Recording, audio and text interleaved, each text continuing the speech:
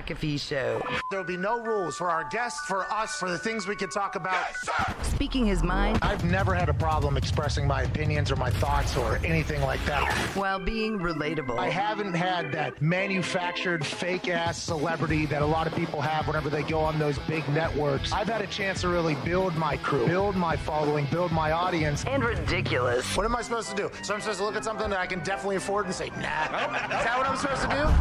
The Pat McAfee Show starts in 3, 2, 1. Good afternoon, beautiful people. It is Wednesday, October 28th on Sirius XM Channel 82, Mad Dog Sports Radio.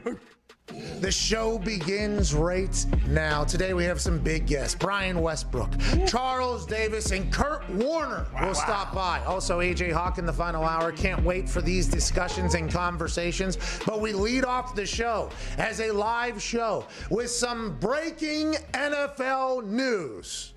Carlos Dunlap, formerly of the Cincinnati Bengals, has officially been traded to the Seahawks. Sources tell ESPN and Adam Schefter will be official after 4 p.m. I assume there's some paperwork that has to be signed. The Bengals just this morning told Carlos Dunlap to stay home until they find a place to trade him after he put his home up for sale immediately after the game this past weekend. Both he and Geno Atkins voiced their frustrations with the amount of playing time they were receiving for the Cincinnati Bengals. They've been around for a long time. Their team has been losing a lot of games, but they've been showing a lot of fight. Carlos Dunlap, Geno Atkins said, yeah, we're not too thrilled about the amount of playing time that we have going on here. We've been around a long time. We talked to Dwight Freeney about it. Dwight Freeney said that it happens to older defensive linemen where you will potentially be pulled and put into only certain systems or certain schemes or situations, like third and long, for instance, or maybe first down for whatever reason.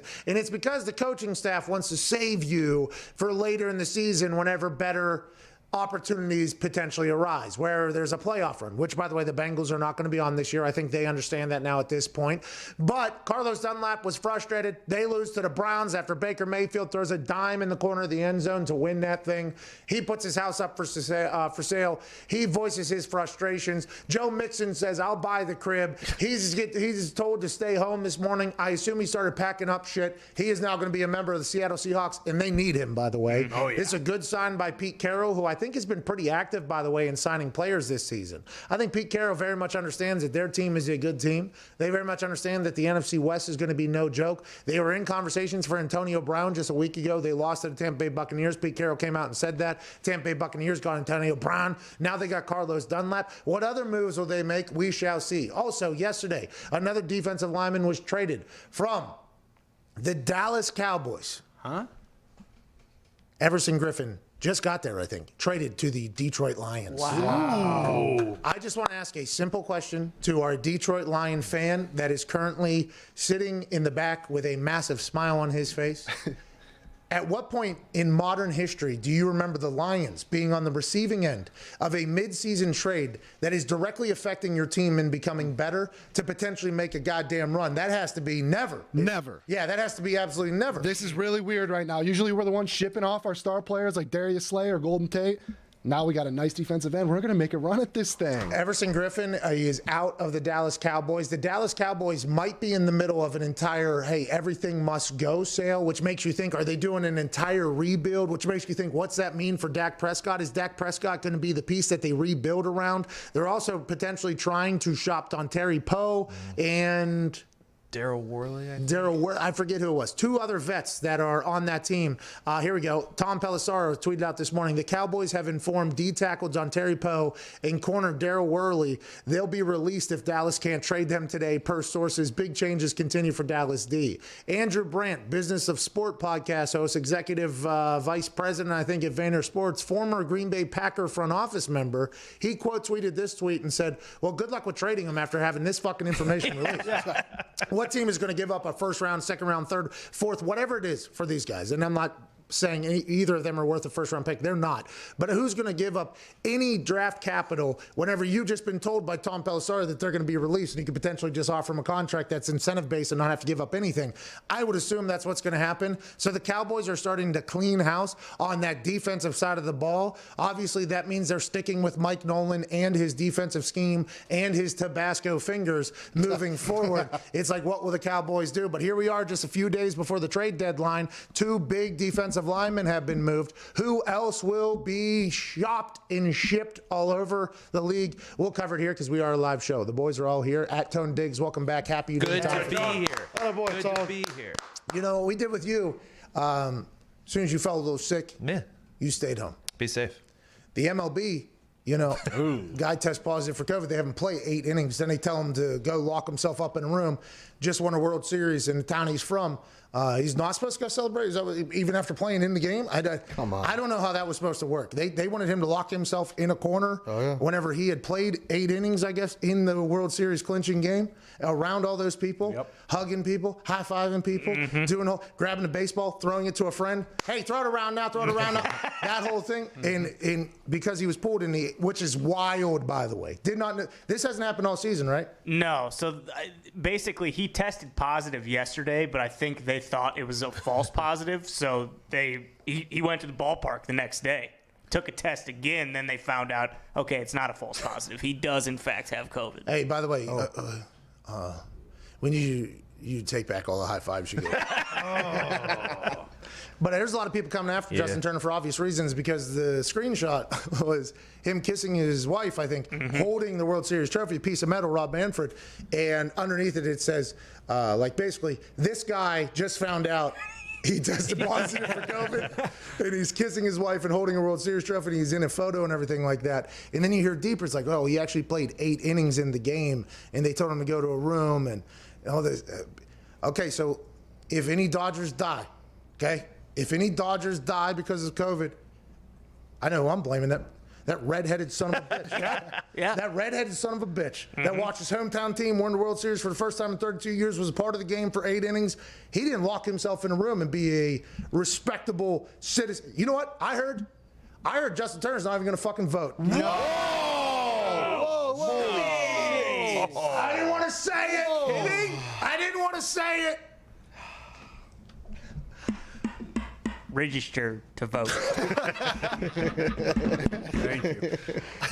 Dude, they were going after him on the internet last night. It was like, did he not just play in the game? Like, wasn't he in? And aren't they around each other all day? How did he test positive, by the way? What was going on in that bubble? Aren't they in a bubble right now? It's like, what the fuck is going on? And I'm assuming someone above him told him, like, hey, it's probably a false positive. You're good to go back to the ballpark today. I'm sure he wasn't just like, I tested positive, but it's bullshit. They're not keeping me out. I wish he would have, like if he really wanted to do a full heel turn, which is what it became. Why not just go up in the crowd and just start, crowd surfing? On the cardboard? It's a wild scene. COVID has changed everything, man. I mean, honestly, the common sense thought that guy was just playing catch with everybody out there for 8 innings, and then he's told to go into his room. If he comes back out, that's going to be the problem. It's like, well, wasn't the problem potentially him playing 8 innings to begin with? Also, isn't the problem with the bubble? How the fuck did COVID even get into the bubble? Right. How did one member of a team that is on a World Series run get in, not everybody else? I feel like those are the potential problems. Him coming out maskless, for the photo? Jeez. Ugh. Unbelievable. This guy, get him out of the league, Manfred. Get him out of the league. And he did sit front and center, so he could kind of be the face of this thing. And he has been kind of the face of this thing, because I was very surprised that guy was a representative of the Los Angeles Dodgers for a long time, but he's a ball player. Oh, yeah. I guess. Mm-hmm. He, front and center, because he wants to breathe forward, you see. Right. Smart. I heard he's out for 21 days. No. Season's over, so. Fucking Big Ten, dude. There are so many interesting things happening with this COVID. At Tone Diggs, it's great that you don't have it. We're very thankful. Thanks for being smart, by the way, and locking yourself in the house. Of course. I mean, it takes all of us. Thank you. We all know that it takes all of us. Well, hey, Justin Turner didn't get that message. Nope. Well, their season's over, so whatever. What if all the Dodgers die, by the way? Oh, jeez. That would not be good. Their team would look pretty terrible next year, I'll tell you that much. Why At Boston Connor is just not even thinking about the human aspect of this thing, okay? I mean, yeah, we're talking about sports here. If all the players on the World Series champions died, their team next year would suck. Valid. Very valid. I mean, that is a factual statement. They're going to have to rebuild. Maybe they bring in Moneyball Billy Bean guy to kind of get that team back on track if they have to. They'll need him. But that's the way people were talking about Justin Turner last night, who played in 8 innings in the game. I think he probably had a pregame shower with all of them, and he probably drank out of their bottles. Him coming back out there, though, they're like, oh, he's going to kill the entire Dodgers. What if he does, though? Like, what if those people that are saying that are actually right? That would be wild. That'd be crazy. Yeah. Rob Manfred's going to have to answer some questions, but he'll do it in a fashion where he sounds hammered drunk. Could you also imagine Rob Manfred gives a speech afterwards sounding like this.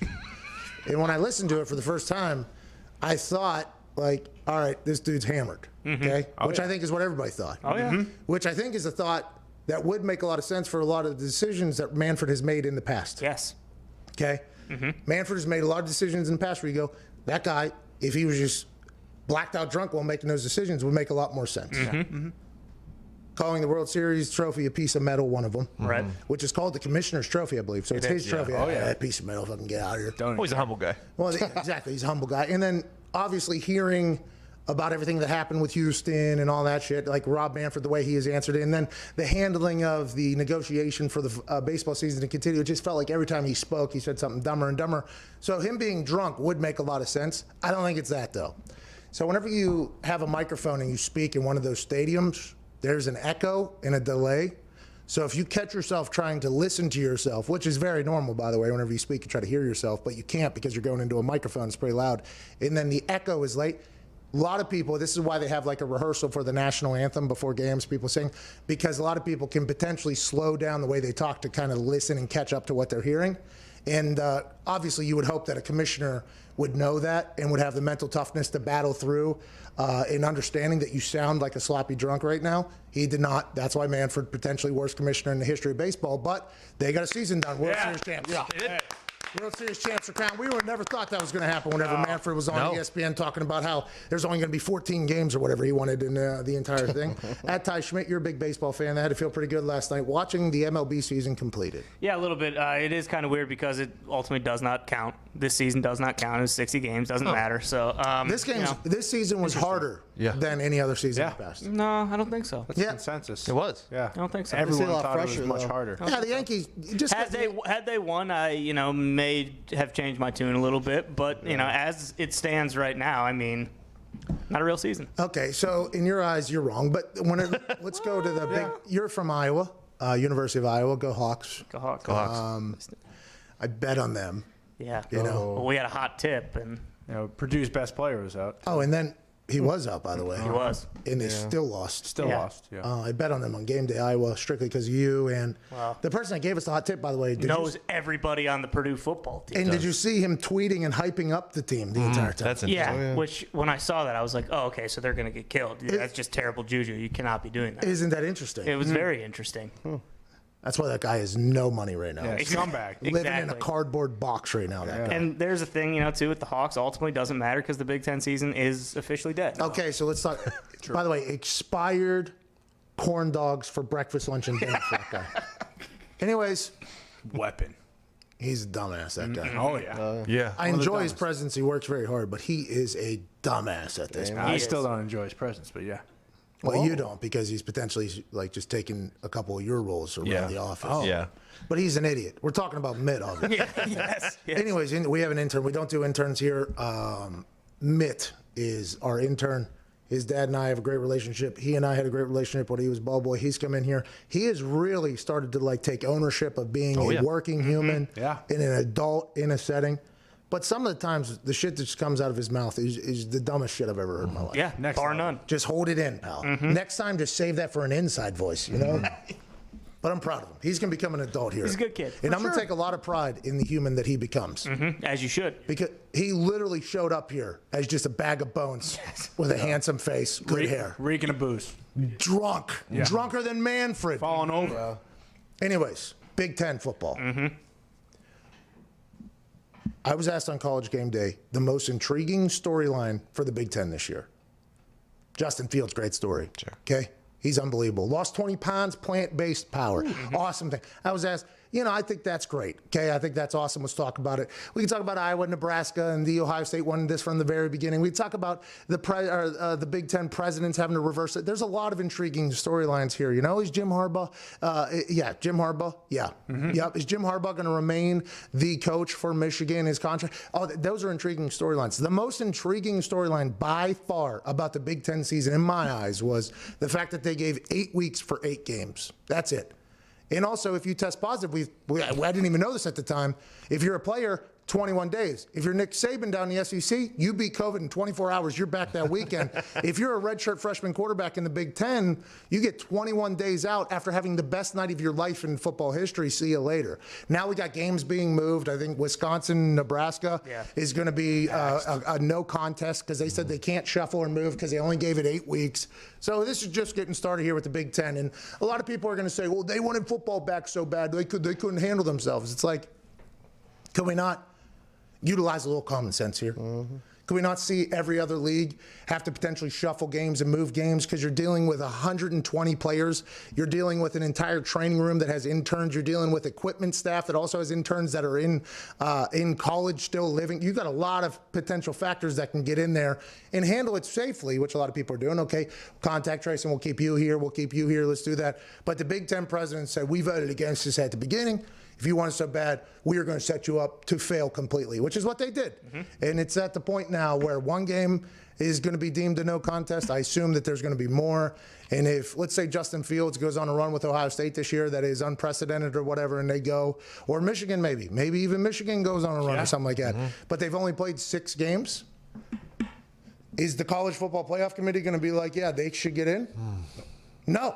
You can't, because you know how loud Cincinnati will be whenever Cincinnati just boat races everybody for 11 straight games or whatever. Like, it's going to be loud. It's going to be a tough decision.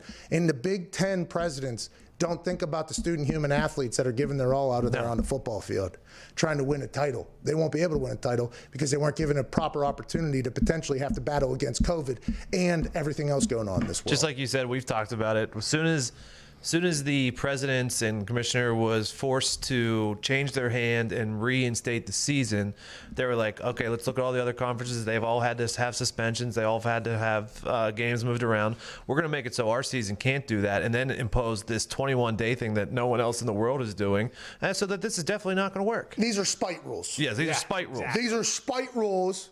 I saw a spite coffee shop, a spite store, blossom into something awesome. Yeah. Okay, Great place. I saw Aaron Rodgers have a spite game this past weekend against the Texans. That was awesome. Whenever you're making spite rules, though, that's never a good thing, by the way. When you're making rules and guidelines out of spite, never good for anybody. And that's what I feel like the Big Ten presidents did. These were spite protocols that they put into place. 21 days for this Graham Mertz kid, redshirt freshman. So what's he, 19 years old or whatever? Yeah, 19, 20. I do believe. I'm not even going to get into it. I mean, go ahead. Why not? Why not? Well, I'm sure there has been a 19-year-old somewhere that has passed away because it goes somewhere. Yeah. Somewhere there has been and by the way, don't love it, T's and P's, everything like that. But I think if you look around at those college stadiums where they're allowing 25% in there and they cut over the student section, I think I saw a flamingo bong get passed to like 3 different people. I don't even know if they knew masks existed or whatever. I think that particular age group there doesn't have much of a worry about the old COVID because I think they've read that there's really not that much of a worry for that age of. It's just stupid. It's all stupid. Next, election? Please vote next week. I'll be excited to see what happens after. I mean, all these rules are insane. They're saying they're going to lock back down in some places. Oh, yeah, they several are. places have already started it. Good. Are you kidding? I mean, you're going to tell some of these people to lock back down in the houses? Do you know how many people got divorces, how many people hit depression, alcohol problems? I mean, lockdowns were I think, maybe in some places they went swimmingly and well and stuff like that. But think about, it is This is a wild time to be alive. And Graham Mertz is locked down for the next 3 weeks. 3 weeks that kid's locked down after having the best night of his life. He's locked down for 21 days. Do you think there's any chance, like, after the season, the Big Ten will, like, sign something so that he gets another year of eligibility? Because otherwise, they're just stealing a year of eligibility from all these kids. Like, yeah, he only got to play 4 games, but I think that it is what it is. This year doesn't count, right? I think they already did. I think it's the NCAA. Yeah. I don't even think it's just a league by league thing. I think the NCAA thing is like this year doesn't count or whatever. That's why a lot of teams are playing like freshmen. Neil Brown, the West Virginia Mountaineers or whatever, he brought in his freshman quarterback one of the early games, and I remember the commentator saying like this year does not count against a redshirt for anyone. Yeah, I think it's just like one of those things. So I thought you were going to potentially see a lot more freshmen play. Like that walk-on freshman from Wake Forest. Did you see this? It was on the fucking nightly news last night. Walk-on freshman at Wake Forest safety. For whatever reason, he ended up starting. He had 3 picks, 10 tackles, got awarded a scholarship immediately after the game. Good for that kid. Cool. By the way, he just had the best night of his life. He tests positive. If he's in the Big Ten, now he's in the ACC. If he was in the Big Ten, fucking get out of the sport, pal. Get Nick out Anderson. Yeah, Nick, it was an awesome story. I saw it. Silver lining is, like you mentioned, Cincinnati might get a chance at the playoff. BYU. So if you get those smaller school leagues, like Boise State forever was the conversation. UCF of recently was kind of like they should get a chance. They should get a chance. You might finally see that, and Bama will beat them by 50, and then all those schools can shut up. Well, by the way, I did put Cincinnati in my college football playoff. Yeah, you did. Absolutely. Because I thought 2020, this is potentially a year where a smaller school will make a run because there won't be enough games for some of the big. It was actually why I picked Cincinnati this year. Also, potentially because Luke Fickell gave us great hospitality out to his place, and his team is a bunch of dogs. They got that. They got that offensive lineman from Michigan that transferred in last year, 55. Very good. That Harbaugh wouldn't, for whatever reason, there was something that happened between Michigan and Cincinnati where this left tackle, number 55, he could have played last year. And something got held up in admission, something up higher above. So he got held out for an entire year.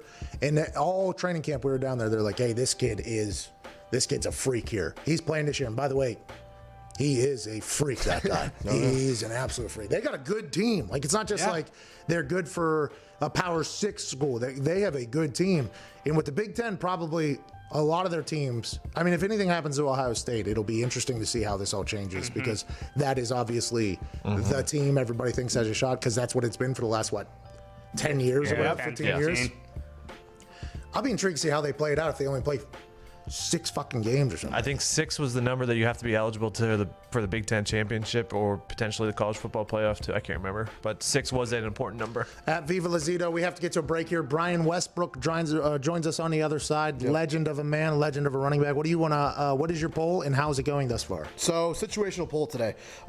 If your life depended on needing 1 sack on a 3rd and 7, who do you choose? Right now we have Myles Garrett, 14.6%, T.J. Watt, 20.6%, Khalil Mack, 22.3%, and Aaron Donald, 42.5%. Yeah. He's going to get doubled too. So you're banking on one guy beating a double team in the middle of the line. About that. If you're going to die and you need 1 sack. Yeah. People are really mad that Myles Garrett isn't higher right now. Yeah, Myles Garrett. I think it's potentially because of public perception of Myles Garrett, which he will have to battle for the next few years at least, which is going to happen. T.J. Watt also. Khalil Mack can shut down a game anytime he wants. Anytime he wants. Aaron Donald, though. Hey, they introed him on Monday Night Football instead of the quarterback. Is that a Goff? Like normally it's a jog out with the quarterback. This time instead of Foles. Normally it's a jog out with the quarterback, right? Whenever it's the first series, they jogged out with Aaron Donald. Guy's changing the game, changing television. 25 minutes into this beautiful Wednesday, October 28th. Please register to vote on Zito's big poll at Viva Zito. We'll be back on the other side with Brian Westbrook. This is the Pat McAfee Show on Sirius XM.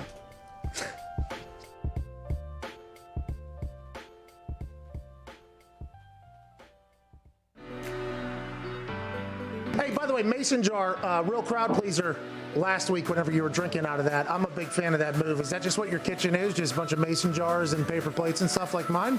No, that's vodka, by the way. I heard you're a bad flip cup player. That makes no sense at all because with how good you are at twirling a flip. Again, that's a total lie. Graham Harrell had no idea how to play flip cup.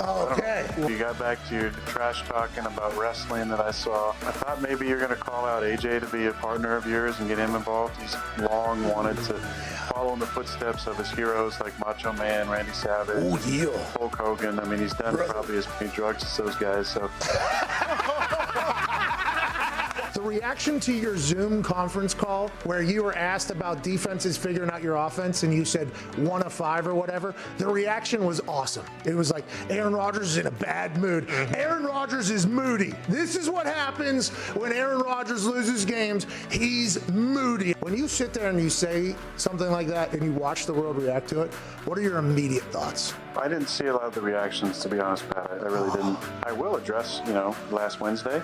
I think it was one of the poorest set of questions that I've received all year. Those people got a job to do. We were 4-1, and I think I've been really good on those. Try and be as thoughtful as possible. But I thought, some of the questions were just poor questions. Aaron, can it sometimes hinder a quarterback if you have a stud receiver that you are thinking like, hey, I got to go to this guy? I don't know. I don't think any quarterback looks at it like that. I really don't. I just think that's the wrong way to play if you are. I just think that there's certain guys who just have that special star quality, like Julio, so you do feed them, intentionally sometimes because they have usually a bigger catch radius. They have the ability to run more routes. There's been times in my career where I need a play, and it happened in the Super Bowl. I felt like we were just a little bit off. I was maybe running a little high emotionally, and we called a screen pass on 3rd and 1, and I alerted the go route outside of Jordy Nelson for a touchdown, and that settled me down. I think it settled our offense down, and we went on to win the game.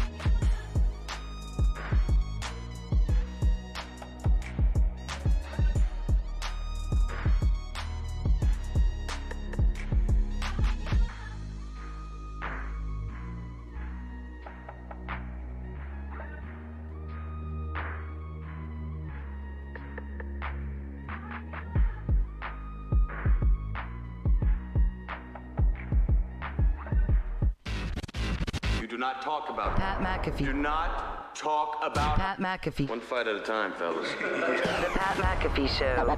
That's right. Welcome back to the Pat McAfee Show here. Everyone always talks about how important it is to get a good night's rest, but following that advice can be awfully difficult. That's why the folks at CBDMD created CBD PM to help you get the rest you deserve and feel your best every morning. CBD PM blends 500 milligrams of superior CBD with sleep-promoting ingredients like melatonin, valerian root, chamomile, that's it. To create a powerful and effective sleep aid. So whether you're up late with the kids, the pets, homework, work, or existential dread, you can turn to CBD PM and get the rest you need to handle anything that comes your way.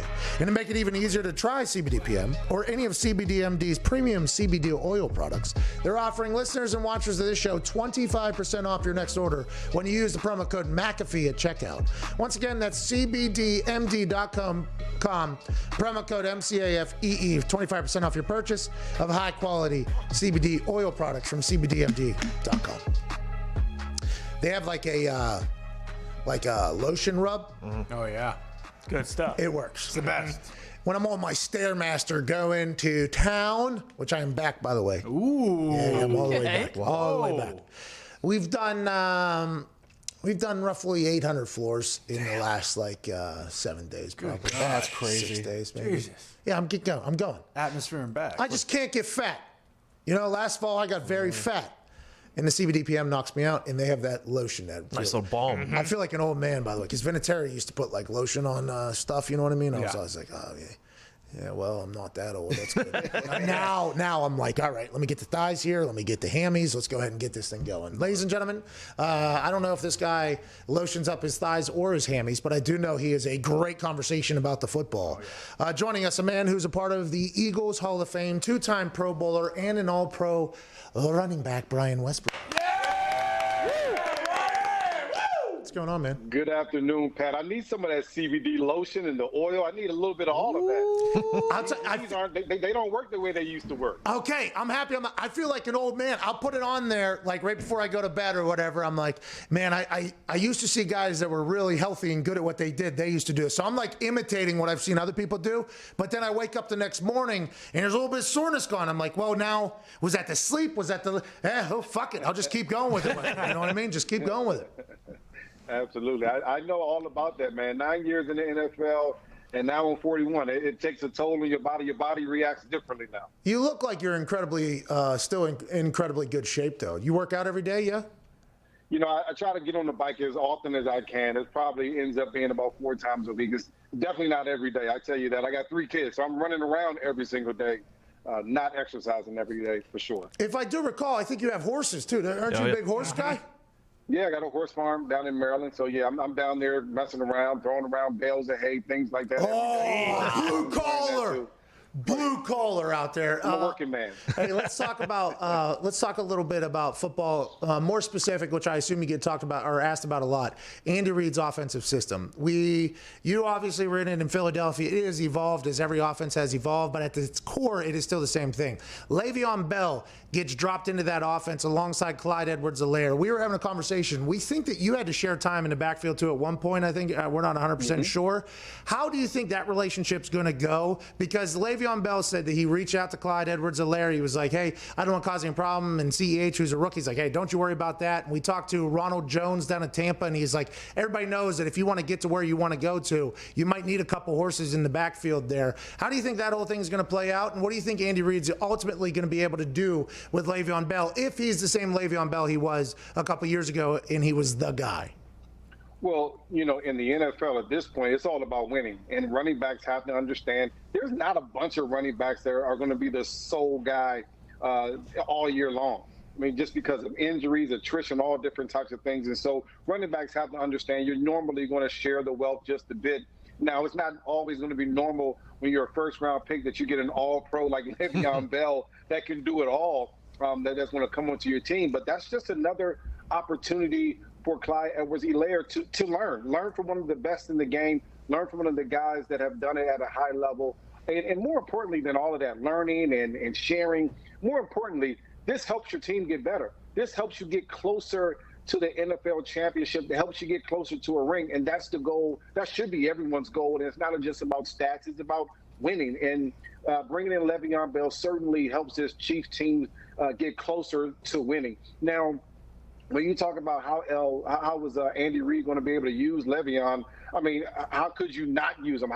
In what situation would you not feel comfortable putting a guy like Le'Veon Bell in the game? We're talking about he can do it all. He can line up as a receiver and run routes. He can run from the backfield. He can run power. He can run inside, outside zone. He does everything that a coach could ask a running back to do. And I'll tell you this, Clyde Edwards-Helaire, he does a lot of the similar things.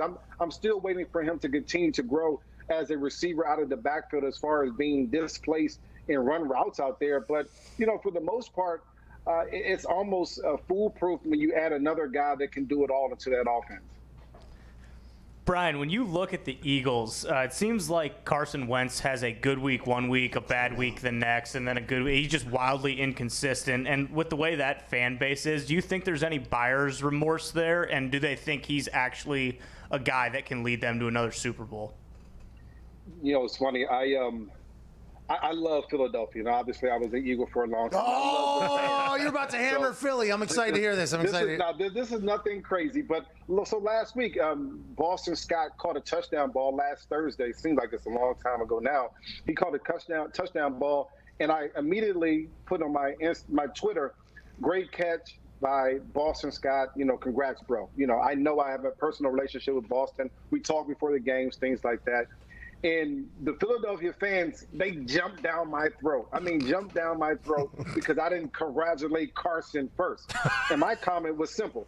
I expect a first-round pick, the number 2 draft pick overall, a guy that's gotten paid $100 million to be able to make those types of throws. That's what I expect from Carson to do on a consistent basis. And you're right, he has been inconsistent. So I say all that to say the people in Philadelphia will never give up on Carson Wentz. They still believe that he can get it done. I think he's gotten better over these last couple games, but the most important part for him is to be consistent. And we haven't seen a consistent Carson Wentz for 4 quarters. We've seen a couple quarters here and there. We've seen his play go up and down. We've seen him be great.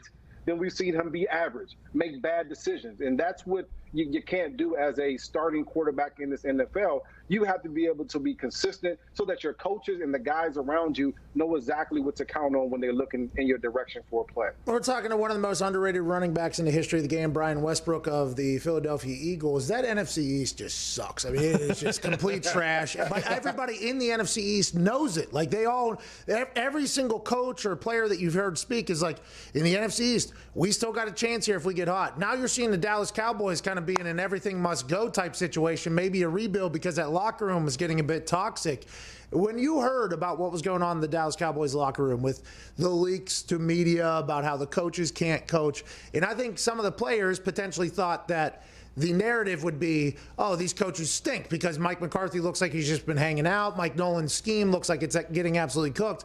But by the way, those are very obvious things I think we all thought to begin with. But the original thought was like, man, 6 weeks into this thing, you should not be leaking that type of information to the media. That's kind of the message that I thought and everybody I've talked to. You as a guy that was in the NFL 9 years, and you were on some teams, by the way, that had a little toxicity brewing in the locker room over there in Philadelphia. What was your thoughts on the Dallas Cowboys and the NFC East as a whole at this moment? Well, the worst thing you can do in a team sport like we played in is begin to allow secrets or voices to start leaking out of your locker room to the media. That's the absolute worst thing you could do. I just remember Andy Reid in every single year I was there, in his first meeting with the team, he would always say, no one outside of our locker room can help the guys inside of our locker room. Nothing that you say to those people outside, media, family, friend, whoever that is, can help us win football games. Only the 53 guys on the team and the coaches can help us win football games. So whatever you're saying outside of the locker room is not going to help us, so just don't do it. When you start getting those types of things leaked outside of the locker room, that just shows there's a bigger problem inside of the locker room. And at that point, that's when, as a leader on the team, you have to step up and say, all right, this is how it's going to go.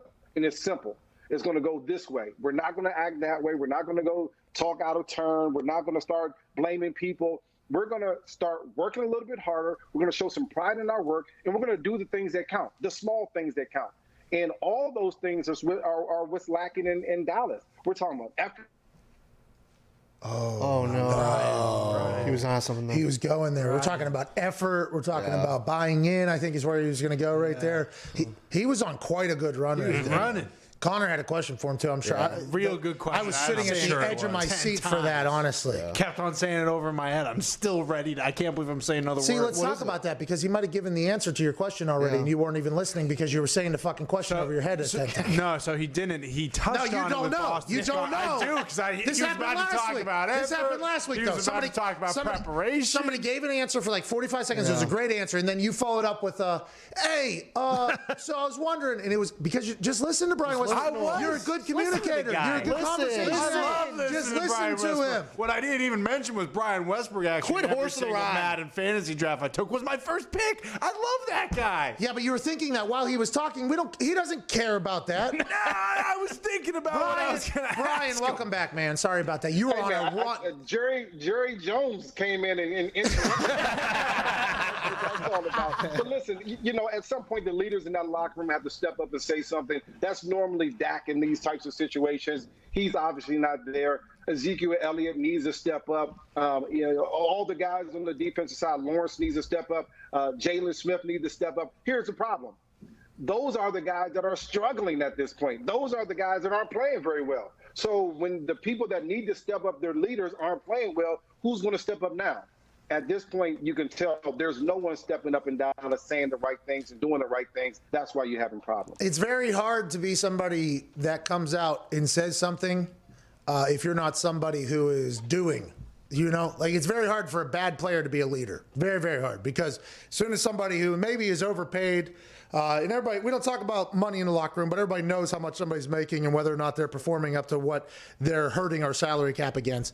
And then when those people start projecting things, that is some of the best. That's some of the best reactions I've. That's interesting coming from you. And then it almost causes it to be even worse. So it's like you need your best guys to also be your best leaders. And it seems like Mike McCarthy thinks get them all out. All the veterans on the defensive side, get them out of here. Let's see you later. Let's start this whole thing over. It's going to be interesting to kind of see how it goes because Jerry Jones just said yesterday he doesn't see a void in leadership. Well, why are you getting rid of every single vet then? That is an interesting question, what's going on. And the Big D will always be dysfunctional, I think, and that's what that stands for. Connor has a great question for you. Yeah, I do. You know what? I'll change it up, though, Brian. Let's stay with Dallas. If If you're Ezekiel Elliott and you fumble twice when you have sleeves on, are you never wearing sleeves again? And also, is he one of those guys that can't really be a leader right now because he's performing so poorly? Yeah, his play, unfortunately, just kind of says that you can't be a leader right now. And listen, it's one of those unwritten rules where you say, okay, if you're going to lead, you got to show me by example. And if you're out there making the same mistakes as the other guys that you're trying to talk to, then, of course, there's no position for you to talk. As far as fumbling goes, I never wore sleeves because I never wanted to have an excuse as to why I put the ball on the ground.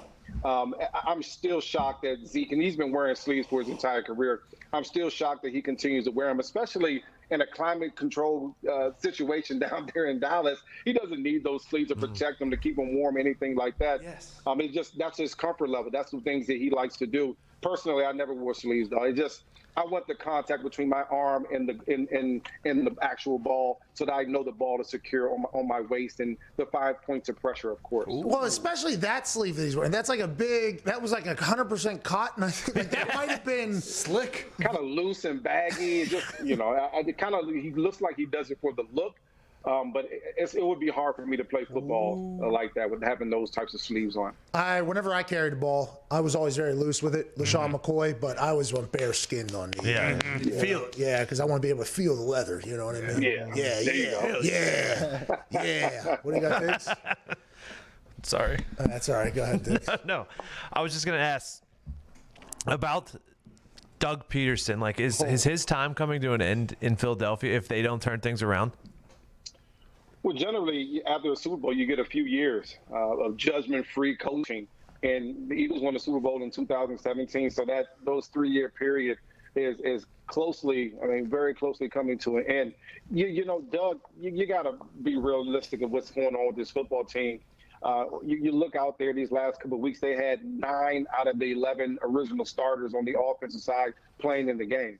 It was Carson Wentz and Jason Kelce. It's hard to win in the NFL without talent. It's hard to win with that many backups playing, period. And that's not a Doug thing. That's the situation. Obviously, COVID cut short training camp and mini camps, things like that. And you can't really blame the head coach for the health of his players.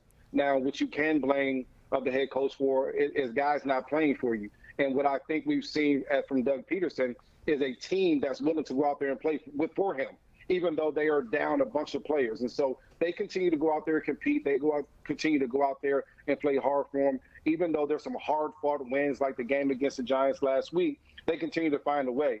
I think Doug, as a coach, continues to appreciate that. And because of those reasons, I think he gets more time in Philadelphia to try to right the ship just a little bit. Him saying we are right where we're supposed to be, 1-4-1 with a straight face. I was like, this guy, this guy's having. That's hard to believe. That's hard to believe. That's having a rough go at this particular point. A lot of guys getting traded right now. And back when you played, and even whenever I played, just 3 years ago, there wasn't as many trades, right? It was always like talked about, but there wasn't actually as many triggers pulled whenever it comes to shipping a man and his family to another city in the middle of the season. But now it feels like it's happening. You got Everson Griffin obviously going from the Cowboys to the Detroit Lions. You got Carlos Dunlap, who put his house up for sale immediately after last week's game. He's now going to the Seattle Seahawks. Both those teams improved dramatically, hopefully. Ranked 26th, I think, and 29th in the NFL. The Lions and the Seahawks in sacks and everything like that. So they made moves to help their team.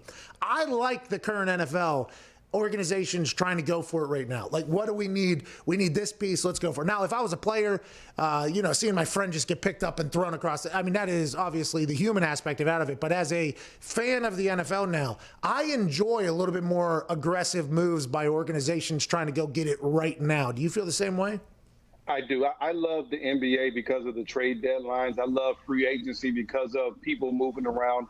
And when you talk about the evaluation of your current team, if you're the Seattle Seahawks, you're saying our defense is not very good. We have to go find us an edge rusher. How do we attack the quarterback? That's why you go get Carlos Dunlap. And so that's the type of things that I like. It makes it more exciting. It also kind of adds another piece to the puzzle. How do you make things more interesting? Oh, okay, you're close. If you need a couple more pieces, then that's what you do right before the trade deadline. So to me, it adds excitement to our NFL league. What do the Eagles need? Just a whole new team? How many guys can you trade at once? They need to bring in a whole new group of guys. It's like John Wall when he was playing spades during that interview, and he's like, I need a whole new hand. Yeah, sorry, what did you ask? Ladies and gentlemen, Brian Westbrook. Thank you, man. Oh, bro, 36. Oh, you want the number. Classic football thing. Yeah. Right? Hell yeah. Attaboy 36. Yeah, I like what you did. Go get it, 3-6. Yeah. You know what we were saying, though, like just listen to the person. That's what I did. And then I listened to you, and then I listened to him. And you asked one question, great question. And then your second question within it was literally the answer that he and I both just gave. I know. I wanted to get the specific Zeke on his leadership. You asked about the general leadership of the locker room. The long sleeve thing was a great question, though. Good question. Great question by you. And honestly, I didn't even get the question that I wanted to ask off. What was the question? Thank God, because it was probably answered 5 times. Yeah, I think he did lead off the answer. Do you own horses? Answer. Just listen to the guy, dude. I know. Much better than my question that I did not have ready. Yeah, I saw you kind of panic over there. And we were all very thrilled whenever you were sitting there on a hot seat, fresh off of potentially having COVID yesterday. Oh, man. By the way, thankful you don't have it. Which he doesn't. Hey, Tony, thankful you don't. Takes all of Takes us. off. I'll tell you what, the last test I got, I've gotten a bunch of COVID tests now at this point, just because it's smart, and I think I'm getting to the point where if I even think I have something, I'm like, let me go get tested here. This last one we took was much different than the first 50, 60 tests. Good. They've all been different, which is very interesting. Very interesting. This last one, it almost felt like there wasn't even an attempt to touch my brain. No. Which maybe she just had a much more delicate touch with her face mask and gas mask underneath whenever he come out there and do the whole thing. The guy that had been doing our test before that, he was taking that thing, and you know how when people are climbing ice or whatever, they take out the thing and they hammer. Oh yeah, ice pick. Hammer, like an ice pick, to put something in there. They can wrap a rope around, then they go. Mm-hmm. It's in all those movies where they climb up to the top of the thing. Yeah, Everest. He would take that thing up your nostril, and then he would take that fucking pick and just hammer that thing up there. Tap it in. Yeah, and your eyes would start, watering, obviously. And then he would talk to you about how good of a job you did. And then he would take that thing out and he'd say, guess what? We're going in the other side. And then the same thing, pum, right? And that's, by the way, we've been doing that because it's the right thing to do. It's a safe thing to do. Like, it's for our business to operate, have to do it. This last one, though, new person, it was a whole new world. I wonder if that's what it's supposed to be like, or if I don't know. I don't know. Also, we've had double nostril and we've had single nostril. I'm double not sure guns? what that means. Oh, yeah. Can you have COVID with The guy that ice picked won both every single time. Oh, yes, Didn't Tone? No, we did double.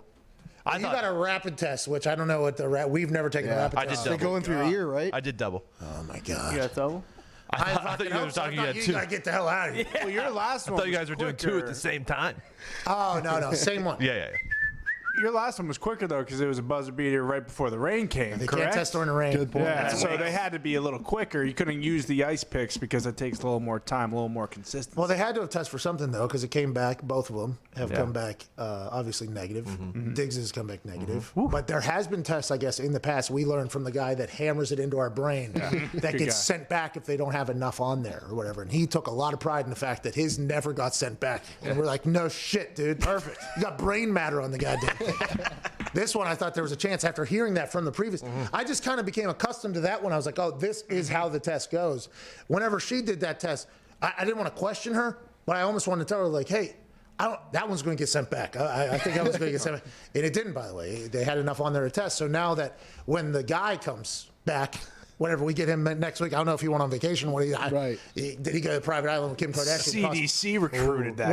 Whenever he comes back next week, I'm gonna have a real conversation with him about, hey, I want to let you know, pal, maybe keep the hammer on the tool belt this week. Maybe just go in there a little bit. You don't have to go all the way. It was wild. What did Justin Turner get? What did that guy get that everybody else didn't get? Graham Mertz, you think he's getting hammered into his? I think so. Are they searching for COVID up there? Probably. It sounds like it. It's a Big Ten doctor, yeah. You're 100% right, though. You don't think you have it until you get that test. You feel every symptom the second after you take that test, and you're like, I have it. It's going to come back positive for sure. I've been ramping up the amount of tests I've got here in the last couple of weeks, to make sure completely clear, because I am going into another person's company. I've just been here and then go home or whatever. So I don't want to be the reason why or whatever. And I thought, maybe that feeling of, I definitely have it while they're testing you would go away. Every single time I get tested, I think I have it. Every single time. Normally I'd be crying my eyes out and then my nose would be running afterwards. I'm like, oh, look, I already got the sniffles. Do I have a headache? Do I have a headache right now? Or is that because the guy just played bongos on my brain with a fucking Q-tip? I'm not 100% sure. So it's an entire thing. And then when you get the email back, it's like well, gotta go take a test today too.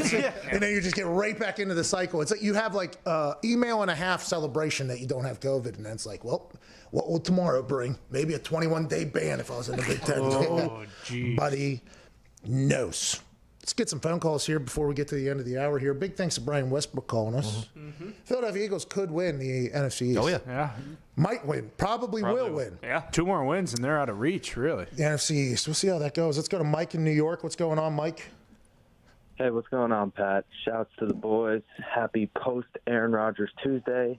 Gotta love the interviews. They're fantastic. I appreciate that. And shout out to Z. I'm taking Myles Garrett because if I got my life on the line, I want someone who's going to potentially take someone else's life. That's a good line. That's a good tie in there. We appreciate that a lot. What do you want to talk about, brother? I want to talk about the Jets and how they continue to suck year after year, tank year after year for the next player in the draft. And I just want to say, if you just build up the roster to play better, even if you get the 15th overall pick instead of the first, you're implementing that guy into a much better system with much better players around him, which will ultimately make him better. I'm not 100% sure what I mean by that. You're talking about winning some games instead of just losing all the games or whatever, how that buys in. I'm intrigued by the storyline that Trevor Lawrence just stirred the pot a little bit, and I love that. Trevor Lawrence said that his mindset has always been that he's going to move on, but things can change that or whatever, and everybody automatically took that as a quote, but who knows, there are a lot of things that could happen. Everybody took that as a quote, like, oh, he doesn't want to go to the Jets. Like, Trevor Lawrence doesn't want to go to the Jets, obviously, and I think New York media has been feeding into that because they understand how terrible of a franchise that place has been for some real long time at this point. But the thing to say to Trevor Lawrence, and I would assume people are telling Trevor Lawrence this, is like, you're Trevor Lawrence.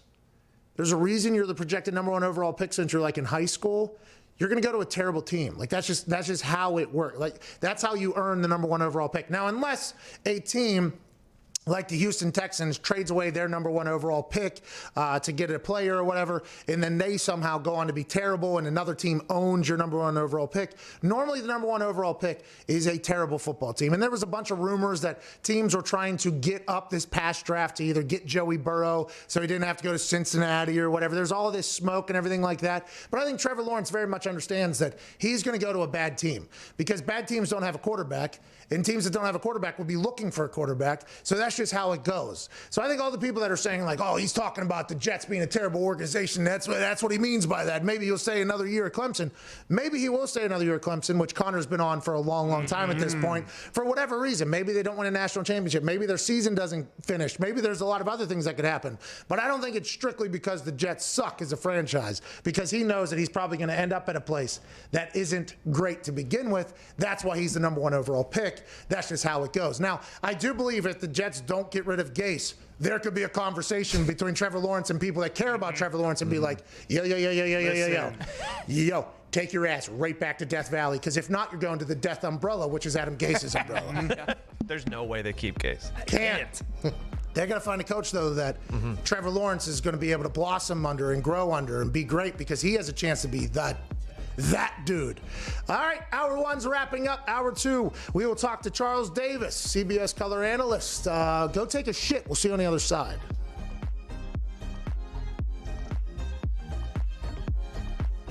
Hey, I got something big cooking, pal. By the way, maybe worthy of... Oh! 1, 2. Easy. Don't do it. Don't do it. Don't do it. I'm not doing it. Yeah. Oh! Smart.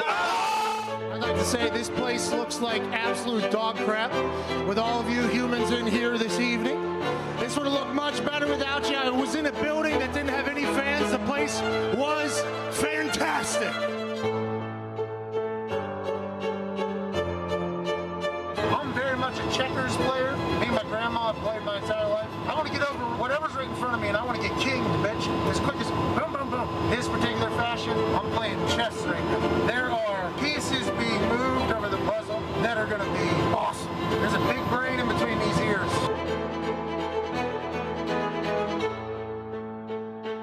Back in Orlando. Time to fuck some shit up. Strap it up. Now, tonight, you all got a chance to have a front row seat to watch two men who have battled for years get to the top of the NXT Tag Team Mountain. Could be looking for that massive leg drop once again. Who in the hell? This is chaos. Championship on the line. We have new tag team champions. Clearly looking at Bush, know who it is.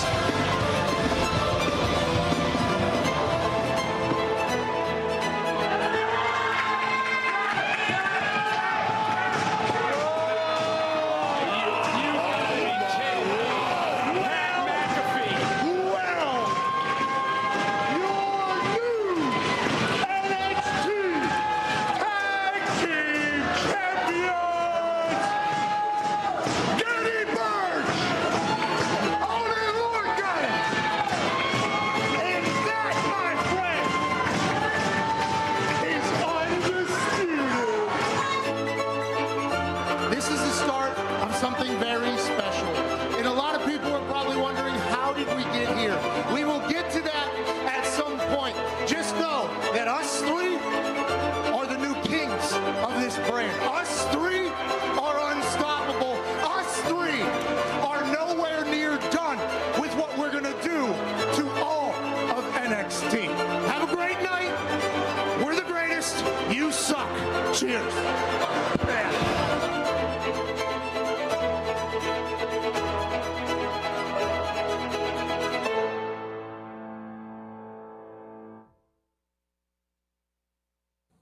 Yeah, it's a dumb question from a dumb person that's a part of a dumb community, the internet wrestling community. Let's talk about hospital rooms, pal, shall we? Let's take a trip back to NXT TakeOver 30. You remember that? I gave Adam Cole all he could handle. I made a couple rookie mistakes, okay? Kicked the stairs, Hurt my foot like hell. I mean, I almost shot those steel stairs over the barricade because how strong my leg is. But he took advantage of that rookie mistake because he's a scumbag, okay? I go up to the top rope. What am I doing? Don't need to go up there. I can finish the thing. I go up to the top rope. He takes advantage. Rookie mistake shouldn't have happened. After the match, instead of reaching out his hand, let's go shake the hands. Instead of doing that, he flexes on me. That's undisputed. That didn't sit lightly with me. No. And although I couldn't be hands-on with the dismantling of the Undisputed Era and Adam Cole, I knew there was a way that they could feel my impact. My YouTube page just hit 1 million subscribers. How you doing? Keep it moving. SiriusXM every single day just launched. How you doing? Keep it moving. Football season's in full swing. How you doing? Keep it moving. I can't be down there every single day, so I hired somebody to take care of my light work. I hired somebody that's a younger, more handsome, and more built version of me. Ridge Holland. You all saw it when he dumped Adam Cole's lifeless body over the barricade and walked it off. Who do you think bought him that Mercedes? That was me. You're welcome, Rich. Now, Ridge got hurt, T's and P's to him. I will not ask for a refund. You did your job. And now I had to look for a plan B. My guy that I was going to run alongside and take over NXT with is now out with a gruesome injury. Who should I call? Well, why not the guy that took out my guy? The psycho from Boston, Oney Lorcan. I reach out to him. I say, hey, pal, you want to make a little money, huh? You want to go on a little bit of a run? They said no. They lose the Undisputed Era. They call back. We make a deal. They take out the rest of Undisputed Era. Kyle O'Reilly, who's super noble, says, why don't you guys take the NXT tag team title shot tonight? It was perfect. I show up. We win the titles. Undisputed Era looks like a bunch of bums and stooges. And we're just getting started.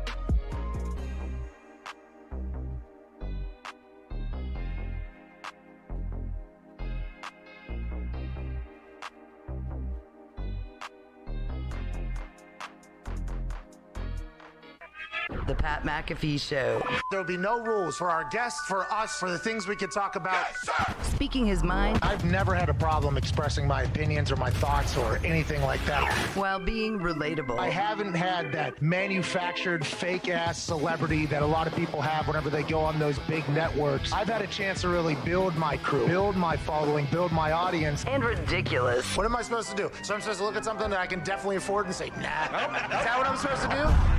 The Pat McAfee Show starts in 3, 2, 1. Good afternoon, beautiful people. It is Wednesday, October 28th. An hour or two here on SiriusXM begins right now.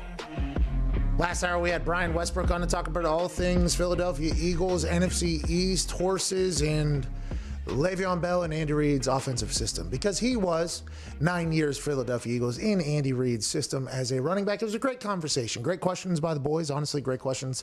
Really appreciate you guys doing that and adding and listening and adding to the conversation. That was very nice of you, Connor, Diggs, and Ty. You guys did a fantastic job. This hour, we will have Charles Davis join us. Yes, last week, he called the Steelers-Titans game. This upcoming week, he's got the Patriots and the Bills, I believe, this weekend. He adds excitement to the game. He's also one of the voices of Madden. And every time I talk to him, I feel like I learn things. I feel like I am entertained. And he brings the energy, which I absolutely love. We'll talk to him in about 22 minutes. And in the third hour, we have Kurt Warner. Ooh. I think he was working in a grocery store or something. Yep, Hy-Vee. Throwing toilet paper like little rascals or whatever. You bet. Good spiral. Then he goes into the Arena League, I believe. Yep, Barnstormers. Just dominates. Then he goes to St. Louis and becomes a part of the greatest show on turf. Then he goes over to Arizona, leads them to their last Super Bowl they've been to.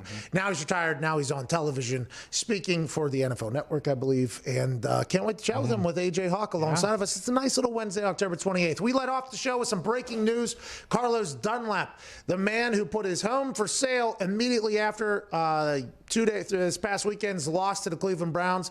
He's been a member of the Cincinnati Bengals for a long time. Him and Geno Atkins expressed frustration just a week ago about their playing time and what was going on in Cincinnati. He listed his house for sale. Joe Mixon said, let me get that crib. This morning, the Cincinnati Bengals told Carlos Dunlap to stay home until they're able to trade him because he obviously wanted out of town. They trade him to the Seahawks. Now, there's another developing story in New England with another player putting their house up for sale publicly, and also rumors of this person being traded on the internet. Gilly Luck. Stephon Gilmore, Defensive Player of the Year candidate, basically the last couple years, is allegedly being shopped by the New England Patriots to end up somewhere else. Is this because Gilly Luck isn't happy with New England? Is it because New England isn't happy with Gilly Luck? Is it a rebuild for Bill Belichick in that defense, which had like 5 starters opt out of this particular season? Will we see a brand new New England Patriots starting next year? And will Stephon Gilmore, one of the league's greatest defensive players, be on the market? Because if he is, there is a lot of teams, I would assume, that are calling old Bill Belichick's phone, who also operates as the GM for the New England Patriots right now, trying to get the Gilly Lock the hell out of New England and get his house for sale for good reason. I would say I'm used to this, but like Foxy said, we're on the opposite end of this. We've never been sellers. We've always been buyers and been trying to acquire guys. If we're getting rid of Gilmore, then hell, let's get rid of freaking everybody. If we have to, get Cam Newton out of town. Might as well sell Edelman. I mean, you can get everyone and get picks back if you have to. How many? You have 2 wins right now? Yep, 2-4. Strong 2-4 though. It's just pretty good 2-4. Yeah, pretty good 2-4. But if you start getting rid of everybody, right? If you're selling, that means you're trying to lose, right? Yeah. Well, I don't know if you're trying to lose or rebuild a culture, whatever you're trying to do, get younger players opportunities, which is what they said about Everson Griffin being traded from Dallas Cowboys to the Detroit Lions yesterday. They said, it won't get younger players involved in this thing. Now today, Dontari Poe and Darryl Worley, they're also on the trade block. We want to get younger players in there. But also trying to potentially rebuild this thing. What if Bill Belichick says, all right, Gilly Lock, get the hell out of here. Julian Edelman, see you later. Cam Newton, sorry, man. You got to get out of here. And what if they're going for that number 1 overall pick? They could. What if Trevor Lawrence, Justin Fields ends up in a New England Patriots uniform next year? Will Josh McDaniels be able to do anything with them? Because it feels like you can't do anything right now unless they pick up some more options on the offense, which has been a bit stagnant the last couple of years. They do have to play the Jets twice, and I'm sure if Bill knows how to win, I'm sure he knows how to lose, too. Bingo. Are the Patriots tanking? Get Gilly Lock out of New England. Get everybody that knows how to play football well out of here, Bill Belichick says. We'll continue to score 3 points in games. We are looking to get into Trevor Lawrence, Justin Fields, Mac Jones sweepstakes for the time being going forward. Ideally, it would be the Cowboys who I would want to, swap with to get their first-round pick. But if they're selling anybody, do you think there are any suitors out there that are, bottom of the league that would even want Gilmore? I don't know why you're thinking bottom of the league. Yeah. I don't know if that's where anybody who want to trade for Gilmore. What I'm talking about is your fucking team losing for the next and only having 2 wins for the entire thing. Not another team that stinks and you getting their first-round pick. What I'm talking about is you don't even listen. So that's the problem. I'm just trying to think of where he's going to go. I'm trying to help you though here. You don't listen to what Diggs literally just said. Right before you spoke, just listen to the conversation. Gilly Lock is going to end up at a team, I think, that is 1 piece away from making a real run. I would assume that's where it's going to go. Just like you saw Dunlap end up at Seattle, they need a player. The Detroit Lions, you think they're a bottom of the tier team, which understandable. They're 3-3 right now. Yeah. This is the first time they're trying to make an absolute play. I wonder where Gilly Lock would end. What are some suitors over there? I don't know. I'm thinking like the Browns could use secondary help. The Titans could definitely use secondary help. Going down the list here. Packers, maybe, even though they got Jair Alexander, has been great. They probably won't do it. Use him on the other side. The Cowboys. The Saints maybe could use some. The Cowboys aren't going to trade for a veteran player that costs just as much money as everybody they're fucking getting rid of. They're a game out of first, though. They're right there. Seattle definitely could use some secondary help. Oh, what if Pete Carroll's just working? Because last week he was looking for Antonio Brown. Okay, this week he brings in Carlos Dunlap. He brings in the legend of Legion Boom, Gilly Lock, and now all of a sudden they flip that defense from being a very, very subpar problem for the Seattle Seahawks, which they are, by the way, and I think they know that. Russell Wilson's going to have to score 5-6 touchdowns a game if they want to win. They bring in Gilly Lock and somehow get 2019 Carlos Dunlap, who I think is a sack monster last year. This year he's not playing at all.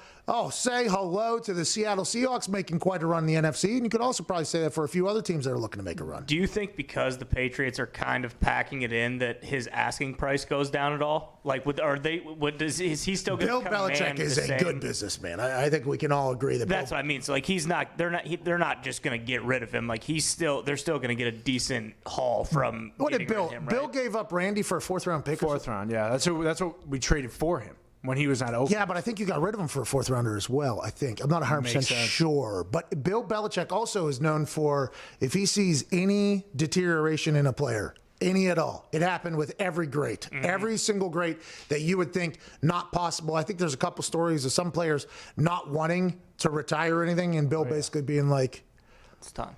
It's time, dude. You stink.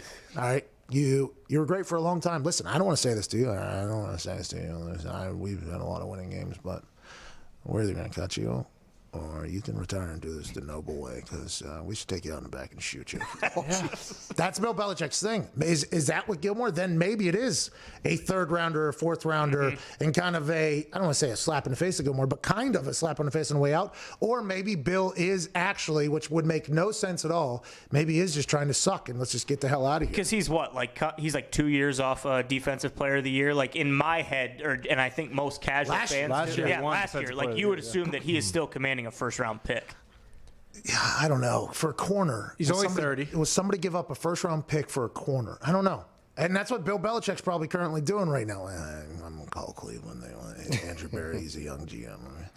He's not stupid. Let me call somebody who's dumb. Well, there's no more of that. If he's shopping him right now, does that mean he's not planning for the game this weekend? Oh, no. Which, does he care if he's not playing for the game if they're trying to lose? What's going on in New England? I'm excited to find out. All offers on Gilly Locks Home, though, have to be in by 5 o'clock next Tuesday, which is 1 hour after the trade deadline. Shout out to Tom E. Curran for that stat of NBC Sports Boston. What do you got, Diggs? So I was mentioning all those teams, and obviously we got to then factor in cap space. And he carried $25 million this year, Stephon Gilmore did. But you're 8 games in, so I don't know how it works, half potentially. But of all those teams, Cleveland has $31 million in cap space. They are number 1 as far as cap space at the trade deadline. Andrew Berry making a play, a deal with the devil, Bill Belichick. I'll be excited. Not that he's a devil. You get it. In football, not in real life. I don't know him in real life. He seems to enjoy yacht sales and things like that. I'm talking about football-wise. That would be quite a move for them. Myles Garrett, potential Defensive Player of the Year last year. Stephon Gilmore, actual Defensive Player of the Year last year. That offense is becoming a run-first team. Baker Mayfield just had a big game. Odell Beckham is hurt, which kind of stinks, but maybe the Cleveland Browns make a play. Tough to see him dealing with Cleveland when you're potentially squaring off with them for a wild card spot in the AFC. Oh, you're talking about New England? Yeah. No, they're dead. No, if they make this move, we think they're potentially trying to so stink. far behind. Hey, by the way, shout out to Nick, who was near Diggs. Also not having the Maybe. Hey, attaboy, Nick. We missed you yesterday, Nick. Takes all of us. Takes all of us. Make smarter decisions, though, and hang out with better people, and it won't happen to you, Nick. Whoa. Tony. You said that about yourself. Been trying for a long time. Yeah, but that's such a weird thing for you to say. I'm pretty self-aware. Stop hanging out with scumbags, Nick. That's what things you say. Cleveland does have very young corners, too, so Gilmore would be the perfect mentor for them. Let's go to the phones here. Let's go to Carl in Delaware. What's going on, Carl? Hey, Bob. Thanks for taking my call. No problem, Carl. Quick shout out to Foxy. Nice to see you on the line social. One prize. Oh, thank you. That's awesome. Pat, with the Lions making smart trade moves for the first time since signing Snacks, I'd like to get your opinion on a star player who isn't getting talked about a ton. Jack Fox. Second-year punter from Rice. First year off practice squad. Leads the NFL in gross and net yards. Was the NFC Special Teams Player of the Month in September. How does he move from a standout first year to a Johnny Hecker-like stud? Just have to do it for like 5-6 more years. But the thing about him is he bombs the ball, that Jack Fox kid. Yeah. He absolutely slaughters footballs for Detroit. Massive leg. And I was watching the game, the Cardinals game, and it was one of those moments where he pinned them. The Lions got 3 and out, and then we went and scored points. And I was directly thinking of you. Complimentary football right there. He's very good. He's very, very good. A lot of people have been tweeting me about him being absolutely dominant. I think he's out of Rice, if I'm not mistaken. I think I did a little bit of research. I didn't know much about him. He has a hammer of a leg. Came out of nowhere this year, too. I guess he was on a practice squad, he just said, second year and all that. The issue with that is, and forgive me here, the Lions are on one of the TVs. in my thing. Oh, yeah. But it's the TV that I've caught myself that I don't look at as much. You know what I mean? Yep.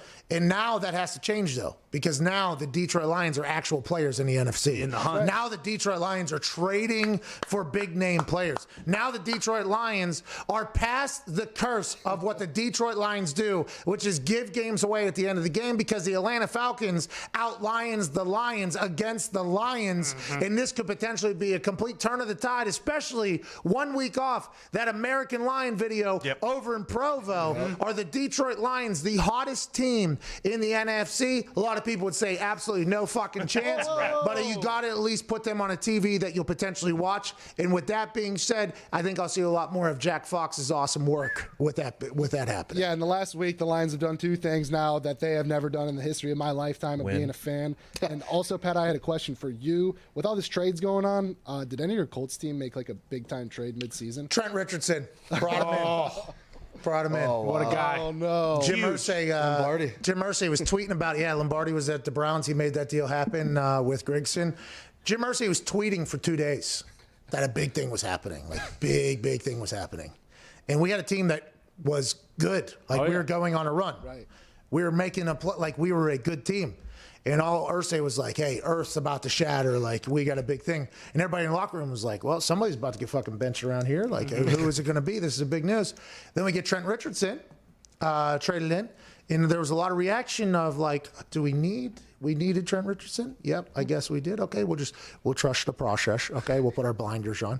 We gave up a first-round pick for this guy? What, we don't have a first-rounder next year? What the hell's happening? It obviously didn't pan out. Michael Lombardi ended up getting fired. Grigson got GM of the year that particular year, and that was all she wrote. But Trent Richardson, by the way, didn't pan out on the field. In the locker room, I don't want to say at the beginning he wasn't all in on being a Colt or whatever. I think he kind of felt a little jaded for getting traded. Pretty cool guy. Like, pretty cool dude. It wasn't his fault that every once in a while he got caught by cameras, them showing that he should have zagged instead of zigging. For whatever reason, it didn't work out. Whether it was off the field, on the field, whatever the reason was. That was the only paramount trade that I was a part of. And it was, Irsay was pimping that thing like 2-3 days. He's got a big thing going on. And, now that's all we really got to talk about. Now we have some more breaking news. Dove Kleiman. Is that how we pronounce the name? Dove Kleiman? I believe so. Good name. Dove Kleiman is reporting that the Green Bay Packers are allegedly interested in trading for Texans speedy wide receiver Will Fuller per who's that up there? Aaron Rice. He's a beat reporter for the Texans. All right. Fuller has played all 7 games so far this season, operating as the Texans' default wide receiver 1 after the trade of DeAndre Hopkins. Fuller is averaging 15.8 yards per catch this year with 5 touchdowns on 31 catches and 490 yards. And this is all in the middle of a coaching change and a civil war happening on the practice field, getting a coach fired and everything like that. Will Fuller, he's got the juice. He's got gas. Aaron Rodgers getting another weapon as opposed to somebody was just cut off the Panthers thing. Seems like that could be a potentially cool move. The Packers were also allegedly interested in Zach Ertz before Zach Ertz went on to IR, which is awesome. They're trying to make a play for a player. You have like 3 deep at the tight end position. Not 100% sure why you would trade for Zach Ertz, but I don't know why you would draft a running back in the second round whenever you have 2 great running backs as well. Gutekunst is operating on his own rules, his own fashion, but Will Fuller becoming a Green Bay Packer, I assume Aaron would be rather pumped up about. Yeah, I agree. The Zach Ertz thing didn't really make any sense, especially after Tunyon kind of had his big come-out game. But, this would be awesome if this is exactly what the Packers need to do. Same deal. You kind of just hold your breath and expect them not to do anything until they actually do it. But this would help them out quite a bit. Rodgers would love having a guy like that. Yeah, I would assume him adding another weapon would be fantastic. I mean, that would be a big deal. That would be huge. But here's the problem, the issue that Gutekunst did. He didn't try to make this trade before Billy O'Brien was gone because he could have got him for a bag of balls if Billy O'Brien was still there. Yeah, you're 100% right. Gutekunst could have made that move for potentially a washer and dryer. And Packers Bill O'Brien hates, talented wide receivers. Yes, he does. What's that? Packers did grab Seth Roberts, too. We shouldn't forget that, right? Didn't they just grab him? Listen. Listen. Do a little bit more of that. All right, 18 minutes into the hour. Just listen. I didn't hear it. You know what? I wasn't listening. Your brain is beautiful. I swear I was listening because all I've been thinking about since you said to listen was listen. See, that's the problem. I didn't hear Roberts once. This is like whenever you I get didn't too hear high. Roberts one time. It's like when you get too high and you're like, all right, blink or whatever. And then you have to start thinking about every single blink or breathe or whatever. And it's like, for you, don't think about listening because then the only thing you're thinking about is actually listening, not what's being said. Yeah, but then if I don't think about it, then I don't do it. So then how do I listen? That's a problem that you should have had figured out maybe first or second grade. I can't help you with that. Okay, I cannot. I don't think Ty can. Ty got accepted into Harvard. I can't. I don't think he can help you figure out how to fucking listen. Diggs, he just called himself a scumbag a couple months ago. He can't help you with that. But you're right. I go to listening doctor. To reiterate, the wide receiver they chose to sign was a very interesting one. Right. It was Gunther Kuntz saying, yeah, look, we're trying to add some help here. I've never heard of this guy. Everybody says this thing just got cut from a bad team, but hey, we're trying to bring a guy in. That's what Gunther Kuntz said. Now he's going to get Will Fuller, allegedly. And there's still a thought that Julio Jones is on the trade block. Mm-hmm. And there's still a thought that A.J. Green is potentially on the trade block. Mm-hmm. That might not be true because the Cincinnati Bengals have been so worried about the guy selling his house, Carlos Dunlap. They get him out of town. Maybe A.J. Green is next. Maybe A.J. Green's a Cincinnati Bengal for the rest of his career. Nobody knows. But if Will Fuller's on the trade block, good for Aaron Rodgers getting an absolute stud. We have to get to a break here in hour 2 on this Wednesday, October 28th. On the other side, we have Charles Davis joining us. Can't wait to chat with him about all these trades. Can't wait to talk to him about the state of football. And can't wait to talk to him about how you can teach somebody just to listen to words that are being said whenever you're part of a talk show, whenever words are being said. Yeah. This could be a monumental Wednesday, October 28th here on SiriusXM Mad Dog Sports Radio, channel 82. See that? That's good listening right there. Good.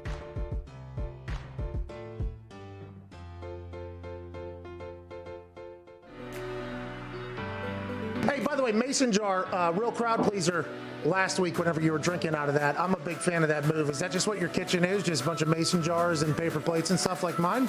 No, that's vodka, by the way. I heard you're a bad flip cup player. That makes no sense at all because with how good you are at twirling a flip. Again, that's a total lie. Graham Harrell had no idea how to play flip cup. Okay. You got back to your trash talking about wrestling that I saw. I thought maybe you're going to call out AJ to be a partner of yours and get him involved. He's long wanted to follow in the footsteps of his heroes like Macho Man, Randy Savage, Hulk Hogan. I mean, he's done probably as many drugs as those guys. So. The reaction to your Zoom conference call where you were asked about defenses figuring out your offense and you said 1 of 5 or whatever, the reaction was awesome. It was like, Aaron Rodgers is in a bad mood. Aaron Rodgers is moody. This is what happens when Aaron Rodgers loses games. He's moody. When you sit there and you say something like that and you watch the world react to it, what are your immediate thoughts? I didn't see a lot of the reactions, to be honest, Pat. I really didn't. I will address, last Wednesday. I think it was one of the poorest set of questions that I've received all year. Those people got a job to do. We were 4-1, and I think I've been really good on those. Try and be as thoughtful as possible. But I thought, some of the questions were just poor questions. Aaron, can it sometimes hinder a quarterback if you have a stud receiver that you are thinking like, hey, I got to go to this guy? I don't know. I don't think any quarterback looks at it like that. I really don't. I just think that's the wrong way to play if you are. I just think that there's certain guys who just have that special star quality, like Julio, so you do feed them, intentionally sometimes because they have usually a bigger catch radius. They have the ability to run more routes. There's been times in my career where I need a play, and it happened in the Super Bowl. I felt like we were just a little bit off. I was maybe running a little high emotionally, and we called a screen pass on 3rd and 1, and I alerted the go route outside of Jordy Nelson for a touchdown, and that settled me down. I think it settled our offense down, and we went on to win the game.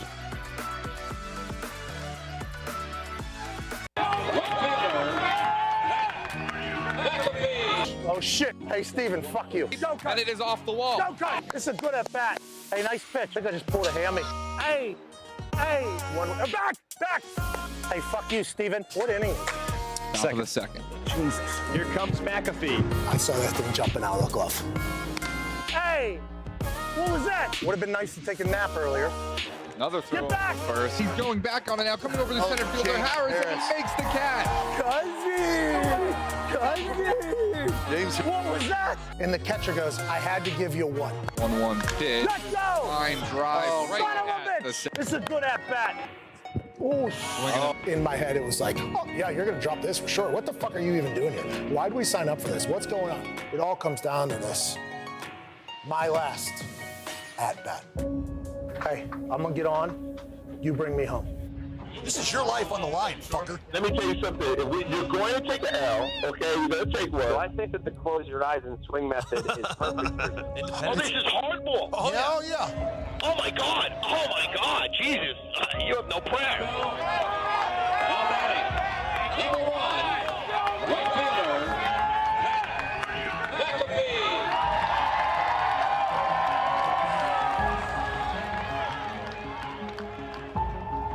Oh, boy. McAfee at the plate. I've been feeling it, feeding off my confidence. I didn't think I could continue to be an FCC-regulated person without really hitting my max potential. And that's why he's with us. I love it. The Pat McAfee Show on Mad Dog Sports Radio, Channel 82. Oh, yes! This song is a crowd pleaser every time it comes on. Don't Leave Me Lonely, late night special band. But as we've pointed out in the past, they're a great afternoon special as well. Yeah, literally an all-day special. They need to stop pigeonholing themselves into just a late night feel. I agree. Because that can be a bad knock on, because late night it's like, oh, are you in your right mind frame to be judging anything? I'm 125 right now. Very, very comfortable and in the right mindset. I don't know. And this is It's always late night somewhere. Little afternoon delay. It is, isn't it, Steve? Oh, yeah. So we're supposed to be like, oh, this is Japan. This is Japan right now. Japan special. Hello, Mr. Roboto. Will only Don't leave me lonely. It's a banger, man. All right, welcome back to the show. Sorry, sports show, obviously. Joining us now is a man who I think would have got involved in that clap if there was any delay or not. I'm not sure if he was able to. Ladies and gentlemen, the number 2 CBS color commentator in all of the NFL, a man who has had stops at Fox and other places before that. He's a player. He was a legend, and he's one of the voices of Madden. Ladies and gentlemen, Charles Davis. Oh, I saw you. Yeah. Hey, Charles. Hey, I'm loving the vibe. I'm feeling it. Somewhere the Starland vocal band is ticked off right now. They thought that they had the market cornered, and you've opened it up on them because you're bringing them in, and they thought it was just them for Afternoon Delight. I'm loving what you just did there. I think it's fantastic. And you know something else I'm mad about, though? You're wearing the shirt that I begged for on air on Sunday from Coach Cower. Yeah. And you already have it. Yeah. Your brother can't get a shirt. Well, I want to let you know, maybe the check down's racist, by the way. Maybe it's because I'm white, Charles.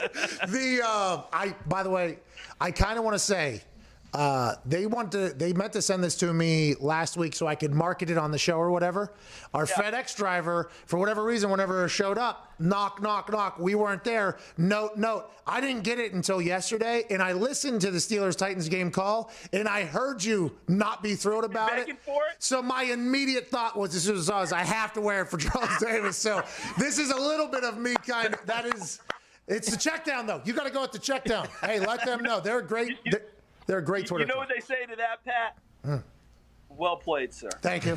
I appreciate that. You too, by the way, with everything you do. Hey, hello, guys. Let me get a big hello in. How you doing? Everybody's doing great. Yeah. I'm loving it, and it's good to see you. And I loved you getting your hacks up there, man. Out there playing some ball, hard ball. Remember Dick told me, the coach at Arizona and Hawaii? He just passed away about a year ago. Rest in peace. He played hard ball all the way into his 50s. Really? Man, loved it. Oh, yeah, big time. So, this football, baseball thing, it keeps going. Garth Brooks got an at-bat with a big league squad. Billy Crystal. I'm thinking Deion Sanders, Will Ferrell, Bo Jackson, Chris Gaines also did that whole thing. But the thing about it, for those that are listening on Sirius that don't know what Charles Davis is referring to, I never played baseball growing up. Never. Not a one time. My dad hated the sport, wouldn't let me play it. Our town, big baseball town though, like a lot of people played baseball. So I'd been at the fields. It was like a place where everybody hangs out. I just never played. I always played other sports. Never even took a batting practice or anything like that. The first time I did it was live in that game that we recorded and made. Yeah, 90-mile-an-hour fastball out of the guy. What was his name? Reynaldo Lopez or something like that. He was drafted by the Brewers. He was in the Frontier League, or what team was he drafted by? I forget. Yeah, Brewers. The Brewers. 91-mile-an-hour fastball. This guy. And I'm standing in there. My first ever pitch that I ever took. I swung at it, by the way. Made contact. Didn't get the hips through, though, so it was a little dribbler. They threw me out at first. But it was an awesome experience. I wish I would have played baseball as a kid, to be honest.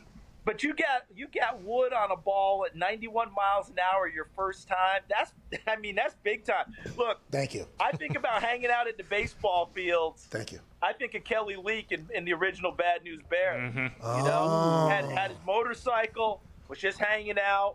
The guy confronted him. This is for ball players. You're going to be a ball player. And then he came out and goes yard on his team. I mean, that's you, right? You didn't play, but as soon as you go out there, you flash some skills.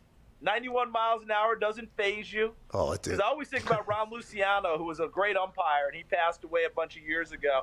And he said the first time he called Nolan Ryan pitching, he didn't see the pitch because his eyes popped. It was going so fast.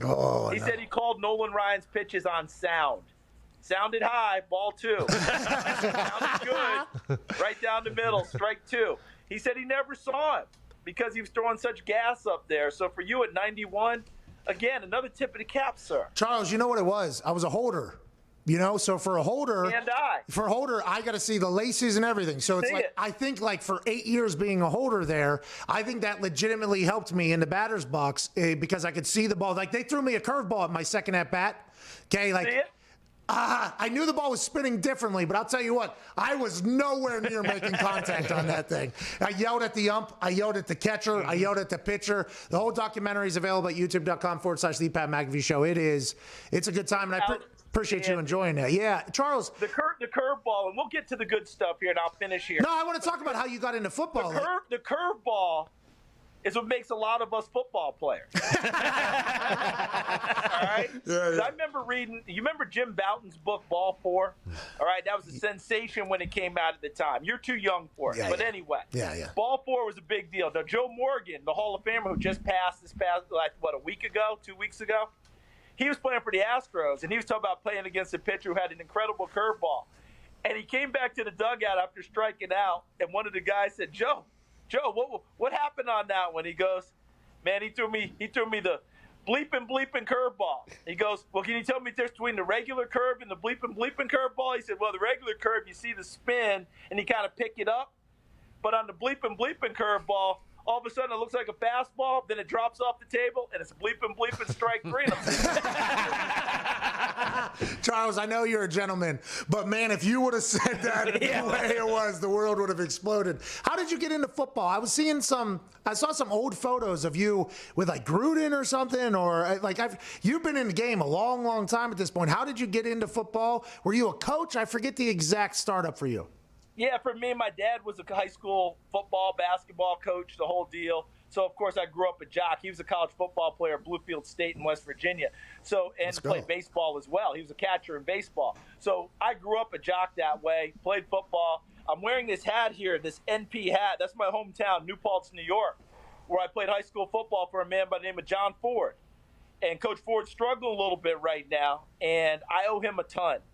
He's a big reason why I'm sitting here where I am now, obviously in addition to my father. But I love that man, and I want him to feel a whole lot better really soon. So this is in honor of Coach Ford. But he took me as a sophomore quarterback in high school, kicker, punter, played defensive back, went to Tennessee and played. And then I coached with John Gruden at the University of the Pacific for a man by the name of Walt Harris. So you might remember him. At Pitt, went to the Fiesta Bowl, Stanford as a head coach, successful in the NFL as an offensive coordinator. He's my coordinator at Tennessee. So that's where the pictures of me and Gruden came in. And that was the University of the Pacific staff, 1989 season. Hugh Jackson was the running backs coach. John was the tight ends coach. I coached defensive backs. I was 24 years old. I loved Hugh Jackson, getting a chance to meet him. On Hard Knocks, he didn't look great. Obviously, the teams didn't do fantastic whenever he was out there, but getting a chance to meet him and talk to him, that's a legendary dude. Yeah, he is. Man, and he's been in football forever. And look, sometimes you get into some bad spots. Things don't go so well, and people look at you in a certain way. But that's a football coach through and through, a football man through and through. And to think that I was on a staff with him, Coach Harris, John Gruden, and then there was me. And, it's kind of like they went on and did their life's work, and I came on and did something else, and it's pretty cool. How'd you end up transitioning into television? Because you are great at it. I mean, I would assume that they said the same thing to you, though, whenever you were coaching with them. They're like, you would be great for TV. I assume a lot of people said that to you? No, I really didn't get that. And as it turned out, and I will very much so nutshell this story, I was working at Disney's Wide World of Sports for Reggie Williams, the former great linebacker with the Cincinnati Bengals, and got a phone call, and a guy asked me to do a couple of football games as a color analyst. And he had gotten my name from someone I was at Tennessee with, and later he was the associate commissioner of the SEC, a man by the name of Mark Whitworth. And Mark had given him my name and said, look, he's never done TV, but I think he might be okay. You ought to give him a try. He had my card for two years, a man by the name of Steve Craddock, who's still with Fox Sports. And he got into a major jam, had no one to do 2 ball games, and the first game was 8 days away. And he called me out of desperation, and that's where it started. And you guys are full, full culture, full world guys. How about this? My first game was August 31, 1997. Memphis State and Mississippi State. Mississippi State wins on a field goal very late in the ball game.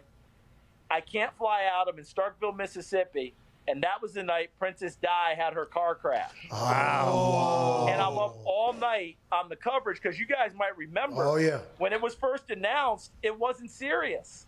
There's almost like a fender bender, and she's okay, and this. And then as the night went on, it got worse and worse. I stayed up all night with the coverage, and that's how I remember the date so well, because that was the night Princess Di had her crash and we lost her. But that was the day of my first game ever. But it was only out of a fluke because of a man named Mark Whitworth, who I write a note to every summer and thank him for having confidence in me I didn't know I had. And Steve Craddock gave me my first opportunity, and away we went. Man, you're awesome on TV, though. You add an excitement to the game that is just beautiful, and obviously your knowledge is deep with the game, so that insightful stuff also helps. I don't want to go off in too deep of a wormhole here, though. That driver killed Di on purpose, huh? When you go to the bar and you're hammered, feels like it doesn't really go well with the old "don't drink and drive" ads that are out there everywhere. Yeah, especially when you got the princess in your car. Yeah. I mean, it's just a very. But have you noticed how many times alcohol has affected us in history? And we know that. And look, I'm not trying to be flippant here, right? We know why Mothers Against Drunk Driving exists, right? We understand the tragedies are out there. If you ever have kids or you were a kid, we all get the lectures, and we all have given the lectures about the perils of it all. Think about when President Lincoln was shot and killed. The guy that was assigned to him, where was he? In the bar. I did not know that. I did not know that he was supposed to be guarding the door up there when old he was across John the street. Wilkes. Yeah, Booth guy. That allowed John Wilkes Booth easy access into the area. He just walked right in because no one was stationed outside of it. Wow. I mean, this is a sports show, but have you ever gone to D.C. across from a theater? There's like that hospital bed. The bed was like 4 feet tall. Sports theater, and then right across the street where they took President Lincoln, that bed, I'll put it to you this way. Who's the shortest guy in the NFL? He couldn't get in that bed. Darren Sproles. Sproles right? Darren Sproles would be like, you guys are serious? I'm going to get in this thing? It was tiny. That thing is tiny. I was in sixth grade. And they folded the president into that somehow. And, you see the stains are still there on the pillow where he'd been shot. But the guy that was kind of assigned to him, because I don't think we had Secret Service at that time. It's kind of like Pinkerton. He was over at the bar. He was hanging out. So, once again, alcohol having its hand in history, but not in a positive way. I'm thinking about him just sitting there, with is the play almost done? Sir, you're needed. You're needed. Hey, he's probably over there like, I saw this last week. I know how. I'll be over here, Mr. President. president. Don't worry about it." I was in John Wilkes Booth, and then he jumped on the stage, broke his leg, and made his getaway. I was in 6th grade whenever we went and visited all that. And my first takeaway wasn't Lincoln a tall son of a bitch? I mean, that was a tiny little bed. It was tiny. We were like feet away from it. It was a tiny little bed. And I immediately, being a little, I'm not like the most easy kid to get along with. I was like, yeah, this is fake. This is not where. How can you tell me that Lincoln's the tallest president of all time, and now you're telling me that he was in this bed? Somebody's lying. You guys, and then for the rest of the trip, it was like me being a terrible kid. Like, yeah, this is all bullshit. What else is a lie? It's all. Pat, I was an adult, and I immediately questioned the person. Like, there is no chance. No shot. You guys staged this one. You could have got a bigger bed, don't you think? like they were ready to throw me out. The same thing happened in a sense. My Liberty Bowl, we played in Memphis, and they took us to Graceland. Oh. And they had live tour guides back in 1986. And me and one of my teammates, Tim Hendricks, we're going through there. And the guide tells us, I don't know if you've been to Graceland, guys, but they had this one room where they had 3 TVs right in a row. And they told us that Elvis loved football and he would watch 3 games at the same time. Now, you have to remember, back in that time frame, there weren't 3 games on at the same time. Okay? And so I started questioning her, and by the end of the tour, if she could have gotten John Wilkes Booth to come back and be she would have shot me and my teammate cheerfully and threw herself at the mercy of the court, because she was talking about Elvis loved, Elvis, Elvis, he liked his soft drinks and this and that, and we're like, what? And then they talked about he played 2 hours of racquetball the night he died. I said, well, no wonder. See Elvis on the way out, 2 hours of racquetball finished him off. How come that's never talked about, by the way? It's always the peanut butter banana sandwiches or whatever. It's never talked about 2 hours of racquetball at 350 pounds. I mean, they said he played 2 hours of racquetball, sat down and played a couple songs, went upstairs, and, of course, it all happened. But when you throw in the peanut butter banana sandwiches that were fried in butter, that's a bad formula. That's all I'm saying. He was who was the president at the time? Nixon? Reagan? Who was it? Nixon? Listen, the all-time greatest picture ever. I'm just telling you, if you guys have not been to Graceland, if you get a chance to go, you got to call me after you come back, because there's a picture in Graceland of Elvis Presley in full. This was when he had the cape thing going and all that, and he does not look good in this picture. Standing next to President Richard Nixon in the Oval Office, and President Richard Nixon made him an honorary member of the DEA. He was a federal agent. Yeah, there's an entire movie about this that I did not know about. And what's even better, Pat, you ready for the finish? If you go back and read a couple of the books that his guys put out, remember the Memphis Mafia, where his guys are protecting Red and Sonny West and that crew? They swear that when they went into there, 1, Elvis was high, and 2, he was packing. Ooh. And he never got frisked, never got searched. He's standing next to the President of the United States taking that picture, holding. Well, the thing about it, if you watch the movie, I think I forget what. Office. Yeah, I forget. It's wild. See, wait until you hear what I say here. If you watch the movie and it's accurate, I guess Nixon's kids were fans of Elvis, and Elvis knew that he wanted to be an undercover agent to stop drug use amongst the teens and his fans and everything. Like, he wanted to be an agent for this whole thing. He was obviously tripping. There's a lot of times where those 3 TVs you're talking about, he emptied a gun in them and everything. Yeah, he'd shoot them and everything like that. But before meeting with Nixon, which Nixon, I guess, was a no-nonsense guy. So, like, the thought of this even happening, a lot of people had to tell him, like, you should do this. This is good for you or whatever. This hippie in the Oval Office? Yes, Elvis made, allegedly, I don't know if this is true, Elvis allegedly made Nixon sit down with his team to go over rules for when talking to Elvis, just like Elvis had to sit down and go over rules to talk to Nixon. So, like, every rule they told him, like, hey, the peanut M&Ms or whatever that are on the counter, those are Nixon's, like, do not touch those. And then he's like, all right, I want my people to talk to Nixon too. So they have a full conversation. He sits down, I guess he goes right to the table, boots right on the thing, grabs the entire thing. I guess it is just like an entire mockery of everything that is Nixon and everything that he exists, all because Elvis Presley utilized his kids' fanhood to become a registered federal agent, which is what he wanted at the end of the year. Pat, there's the badge is there. Oh my God, it's awesome. And we should not be talking about this, Charles. Hold on. Charles, let's move on. Let's talk football here. There it is. It is. Nixon was not happy, I guess, for that entire thing. The movie, I don't know what it's called. I ran into it one morning on like a Saturday, and I started to think to myself, like, is Elvis the most gangster human of all time? Like, I think he is. But Mr. President, you have rules? Hold up a second. I got a few rules. Yeah. Okay? Yeah. This is how it's going to go down in your place. You're going to call me the king whenever you talk to me. I am the king. All right, Charles, let's talk football, shall we? You know a lot about it. I know a lot about it. You called the Steelers-Titans game this past weekend, 2 undefeated teams. Everybody thought that the Steelers hadn't played anybody going into that. They didn't really know what to expect. That first half, it was most dominant. Obviously, Derrick Henry comes back in the second half. But that Steelers defense, I think when this season is done, no matter what they do, is going to be talked about as a historic defense. Do you get that same feeling as well? They are ball hawking and a destructive bunch over there. And as you know, Pat, you construct your teams to win your division first, right? Who is the dominant team in your division that you're chasing, you're trying to beat, et cetera, et cetera? Well, for them, it's Baltimore right now, so you have to be aware of what Lamar Jackson can do. Well, as fast as they are on defense and as dominant as they can be up front, that helps you, right? Because you're trying to shut down Lamar Jackson in that running game of Baltimore. But then you got to think, what's the next big picture? Well, it's Kansas City, obviously. What's been the best success against Kansas City thus far?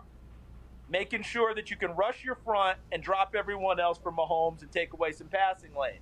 Well, that front can rush, but you have to remember with Pittsburgh, it's not just the interior three. Do you bring Dupree off the edge? Do you bring Watt off the edge? Occasionally you bring both. That's why I think that they can provide some problems for Kansas City down the road. The second half of that game, a lot of people want to say Pittsburgh fell asleep. Let's not sleep on Tennessee. Yeah. That's a good football team, okay? So if anyone thinks that, Pittsburgh fell asleep and they made it a game, Tennessee forced it into being a game by taking the ball away from Big Ben and then being able to stay with Derrick Henry running it enough to provide some big plays for A.J. Brown out wide. So I like Pittsburgh a lot. I think they and Tampa Bay's defenses remind me of each other with speed and aggressiveness. Okay, and that's good news for Tampa, by the way, because on offense, they're starting to really figure it out. And I think what Todd Bowles and that defense did against Aaron a couple weeks ago was a story in of itself, obviously, that led to a lot of speculation about Aaron potentially being dead, and he's not. This weekend, you have the Patriots-Bills game. This morning, it is Gilly Lock, Stephon Gilmore, Defense Player of the Year. His house is now up for sale. Offers are only being accepted until an hour after the trade deadline ends on Tuesday. Are the Patriots in a situation at 2-4 at this point where they're thinking about maybe rebuilding and moving forward? What do you think this move indicates, and is this real or is this all fluff at this moment? Oh, it's real. I think it's real because of this reason. 2-4, as you said, potentially 2-5. I don't think it's a total rebuild in New England because Bill Belichick's 68 years old. He's not wanting to strip it all the way bare, but he does know that he needs to get younger. He does know that he needs draft choices. There aren't a ton of guys that you can acquire that type of bounty with. Gilmore would be one of them. And it's not like New England hasn't been part of the trade package over the years anyway. They traded away Richard Seymour when they were contenders, right? They traded away Jamie Collins when they were contenders. He cut Randy Moss when they were contenders. So it's not like he hasn't done this before, but I don't think it's going to be a fire sale. And the other thing is they don't have a ton of guys that are going to bring back much for them anyway. I mean, even if you trade Julian Edelman, what do you get back for Julian Edelman at this stage? Whoa. That's why I think that Gilmore brings them the most value, and that's why I think this is real. Carlos Dunlap on the move this morning. Everson Griffin on the move yesterday. 2 rather large name All-Pro guys on the move. Do you think Stephon Gilmore gets done before the trade deadline, or do you think it's not going to happen, Charles Davis? No, it wouldn't surprise me at all that it gets done, but for him, contender. See, Everson Griffin got traded to Detroit, and he had to look at himself and go, okay, that's okay. But... Oh, wow. But for Carlos Dunlap, you talk about failing up. You complain, you want to get traded, you put your house on the market, you're angry, and you end up in Seattle. It's a good play. I mean, seriously? It's a good play. That's a heck of a deal, right? You're like, what? I'm going where? Cool. Bye. Deuces. So it worked out really well for him. For Everson Griffin, that's a tough one because Dallas is actually still in the race. Detroit will know in the next 2 or 3 weeks. It has to happen now. They've got to hit the gas. They're 3-3. which I don't know many of us knew they were 3-3, but they are. They're 3-3. They got to hit the gas and go. It's that simple, and we'll find out if this works for them or not.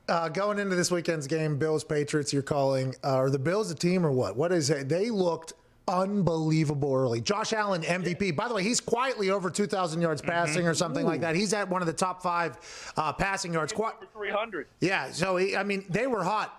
Then they stumble a little bit. What are you expecting out of this game? Do you think Patriots steal one here against the Buffalo Bills, or is it finally time for the Buffalo Bills to be like, this is our division finally? It's as simple as this, Pat. In the offseason, when you ask the people in Buffalo, okay, is this your division? We're 0-6 against New England, guys, with this regime, GM, head coach. Until we beat them, let's not even talk about it. This is their opportunity to make that stand and do it. Like Pat Riley always talked about, the last words he exchanged with his father at his wedding, his father said, Pat, at some point in your life, you're going to have to set your feet and make a stand. Never forget that. This is the time that Buffalo has to set their feet and make that stand with New England. Hey, to be the man, you got to beat the man. Hey, Ric Flair. Ric Flair is a noble poet who said that, and that's a real. Luger, walk that aisle. And you come and see the man. Oh, you're the best, Charles. Ladies and gentlemen, The nature boy. Yeah. Ladies and gentlemen, hey, shout out to Coach Ford for us too. By the way, if you get a chance to chat for him. I will pass that on. Thank you guys very much. Always great to chat with you. All the best to everyone there. Thanks for having me on. And I love the fact that you were playing that baseball, man, and got that hack in right away. That is so cool. Hey, first pitch, first pitch. They said that'll be the best pitch you see all night will be that first pitch because they're just going to try to go ahead and launch. Yeah. Ladies and gentlemen, Charles Davis. Thank you, buddy. He's awesome. Great guy. I just love the energy that radiates from him. Yeah, especially when he bears Detroit. Oh. Yes. I mean, if you really want to look at it, we've won 2 in a row. Seattle just lost. We're on the come up. People forget. Yep. People forget. The thought of Gilly Lock, though, he doesn't have to okay the trade, right? No, I don't think so. No way. Look. Imagine like a terrible team being like, yeah, we'll give up a first for him, and Bill being like, well, see you later, pal. See you later, bub. They did just give him that $5 million bonus too at the beginning of the year. I assume that they thought this year was going to go a little bit different. I mean, 2-4, staring down 2-5. Who you guys got this weekend? Bills. We just talked about it. I should listen. Let's go to the phones. Let's go to Sean in Wisconsin. What's going on, Sean? You guys think you lose that game, though?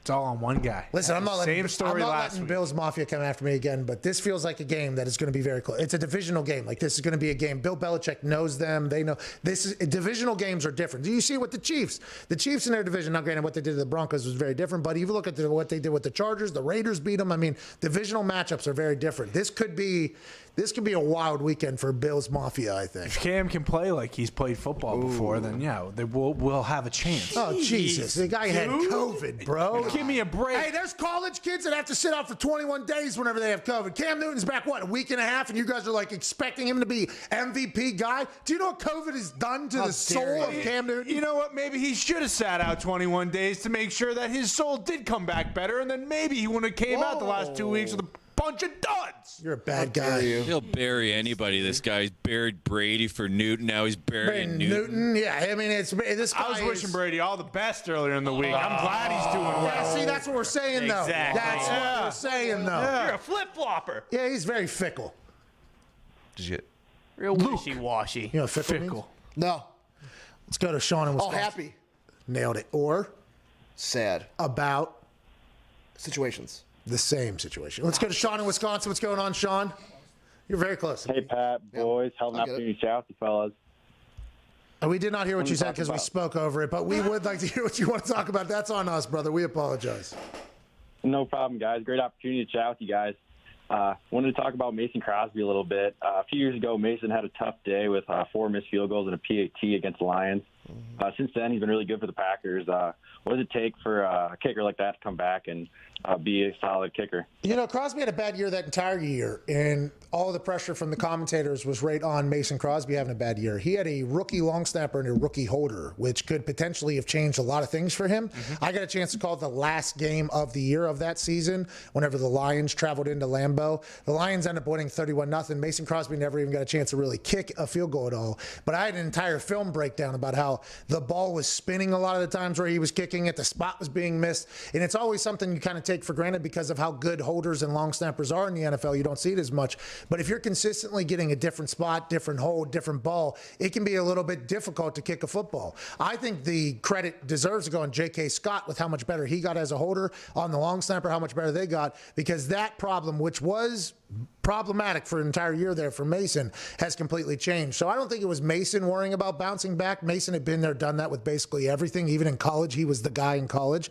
I think Mason was excited for somebody to potentially point out the fact that he's been getting almost raw dogged on the holding situation, and I had a chance to do that for him, but he never got a chance to kick. So I think the narrative of that entire year is that Mason Crosby had a bad year. It was like maybe the operation had a rough year, and I didn't look at every single kick, but I looked at enough to be like, oh, that ball should not be doing that right before a guy kicks it. Well, and to your point, he would never say anything or throw anyone under the bus because he's a good stand-up guy. That's not the type of guy he is. But also, like, as a fan, you just assume, like, oh, this guy fucking stinks now. He's done. Until you have someone like you who's like, oh, actually, like, no, not really. He's got, like, this whole operational problem that's really screwing him. I was watching practice the day before, and they were one of the only teams I've ever seen, like, do a full practice the day before a game. Like, field goals were being kicked, balls were being punted, third downs were being run. Like, it was a full practice. I was very surprised by it. I was watching the field goal operation in the practice, even in the warm-up thing, and the ball was just, like, spinning and everything. I'm like, has this been all year? Has this been all year?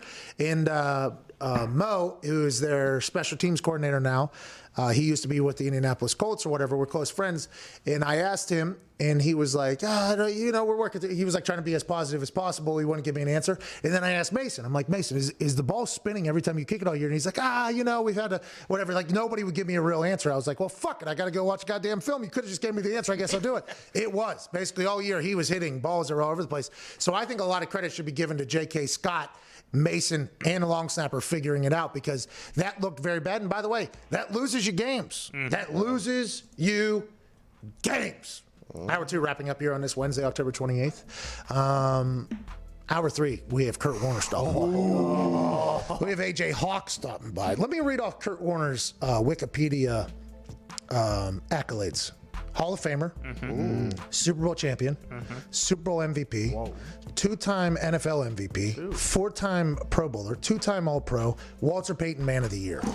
I ran out of room too. There was like, he led the league in passing a few years, all that. He did a lot. And he still does an hour of cardio every day and plays pickup basketball every single week. So that he greatest can eat bagger pizza of all stuff. time. The greatest bagger in the history of groceries. I cannot wait to chat with him and AJ Hawk and more of your phone calls on this gorgeous Wednesday, October 28th, Sirius XM. Go take a shit. We'll see you on the other side.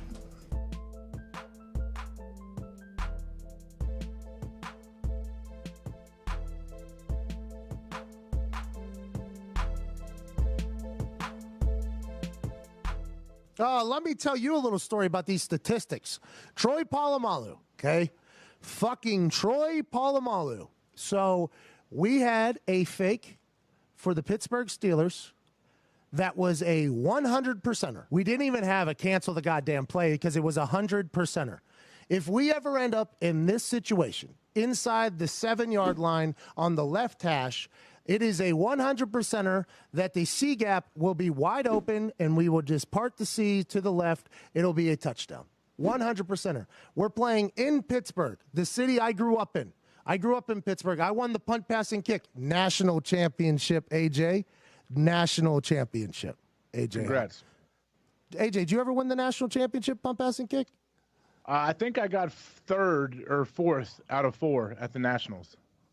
I'm proud of you, man. Anyways, so we're there in that stadium, okay? A lot of McAfee's in there. A lot of McAfee's in Pittsburgh. I'm going to score my first fucking touchdown, night game, Sunday Night Football, I believe it was, right here, touchdown. We get into that situation, and I'm like, holy fuck, this is really going to happen. We're like on the 6 on the left hash. It's 4th and goal now. Field goal team's jogging on. I'm like, well, fuck, it's about to, I'm ready. I am ready for this to happen. So I get out there. I get down. Vinny's like happy for me. Vinny's like very excited. He's like, let's fucking go. Like Vinny's excited for me at this moment. I'm like, here we go. So I make the call. I forget what it was. So I start saying it, right? And everybody's looking at me like, okay, bright eyes. Here we go. Let's get after it. Offensive linemen are dead ass tired. They do not want to be in the middle of a field goal anyways. So they're just like, all right, I don't give a fuck if you die here, but this should work. Let's get some points. And all of a sudden, I go through my cadence, I call it, I get down, and Troy Polamalu's fucking ass goes ahead for however long his career was at this point. I think it was like 9 years or 8 years at this point. Not a once has he ever gone to this side of the field over here to the left and covered, stood right in the C gap. Never. He lined up exactly where he had lined in film 100% of the time. And then as soon as I got to like the second cadence right before set, he just bounced his little ass right over to the C gap. And I like stopped everything I was doing and I literally just looked at him. And I gave him like a, what the fuck are you doing, man? Like, why are you there right now? And then I stood up and said, we are kicking it. We don't have it. We have to kick it. We are kicking this. And then I get down, and Vinatieri kicks it, and I jog off the field, and Chuck Pagano comes running up next to me. He's like, hey, good job. What you see? I said, what did I see? Polamalu just fucking went right into the goddamn C gap. What did I see? What did I see? And he goes, okay, sounds good. Good call then. And good call then. And then Vinatieri's like, hey, way to go, buddy. I'm like, way to go? Are we not going to talk about how big of a fucking asshole Troy Polamalu is for what just happened right there? So that's... I saw the angel of death waiting for me in the C gap. It's unbelievable. What, you thought I was going to run him over? No way. He's probably going to strip me and score a touchdown the other fucking... That's Polamalu, bro. That ain't just your backyard football with your son. These are professional fucking athletes. He'd probably jump over the lineman, pick me up, and run me into the other fucking end zone if he wanted to. That's what he would have done. The hard-hitting safety of his generation, too. I mean, Ed Reed, great cover safety. I don't know that you would have feared him, but... Ed Reed, I would have feared Ed Reed. Yeah, if I saw Ed Reed in that C gap, absolutely. Reed, boy, the best safety you ever seen, boy. I ain't doing shit to Ed Reed. No, Ed Reed would have made the tackle. I'm saying that Polamalu would have shaved years off your life. Oh, my God. Aaron today said that basically Scott Stapp launched the career for Aaron Rodgers, and Scott Stapp then replied to Pat's tweet about it. So basically, Scott Stapp is now in our lives. Yes! Woo! Well, I just heard the news today. It seems my life is going to change. I take it on. I take it by my side. I'm hearing on and all my faith with arms wide open. That's incredible. Boys, we did it. Hey, let's welcome him with arms wide open. We do. Scott Stapp, this is an open invitation. Whenever you want to come in. We love you, Scott. We love you, Scott. Love you, buddy. We love you, Scott.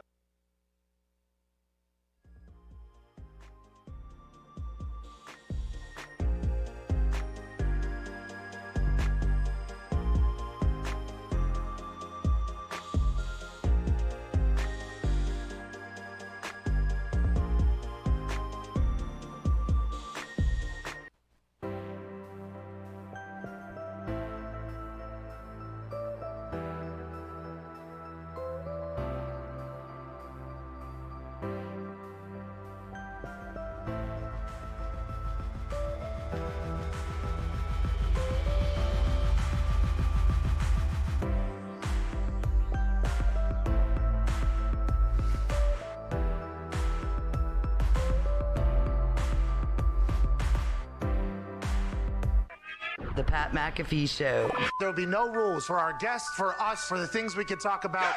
Speaking his mind. I've never had a problem expressing my opinions or my thoughts or anything like that. While being relatable. I haven't had that manufactured fake-ass celebrity that a lot of people have whenever they go on those big networks. I've had a chance to really build my crew, build my following, build my audience. And ridiculous. What am I supposed to do? So I'm supposed to look at something that I can definitely afford and say, nah. Is that what I'm supposed to do?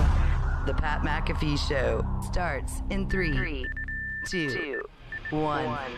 Good afternoon, beautiful people. Hour 3 of the Pat McAfee Show here on SiriusXM, Channel 82, Mad Dog Sports Radio. Wednesday, October 28th begins right now. Shout out to Twine for that incredible beat drop. Joining us now is a man who's a national champion and a Super Bowl champion, Mr. AJ Hawk. AJ, how's it going? What's up, fellas? I tell you what, I got to watch that Charles Davis interview. That dude just exudes positivity. He makes you a better person, I feel like, just watching him speak. He's the best. His aura, I just like everything about him. Now, listening to a game, he's very different than anybody else that calls game, which is why I think I appreciate him in there. There's some things where he says and he does it. You can see how some people who maybe don't know Charles are like, oh, I hate this guy or whatever. I love Charles Davis. I am a big What does he do?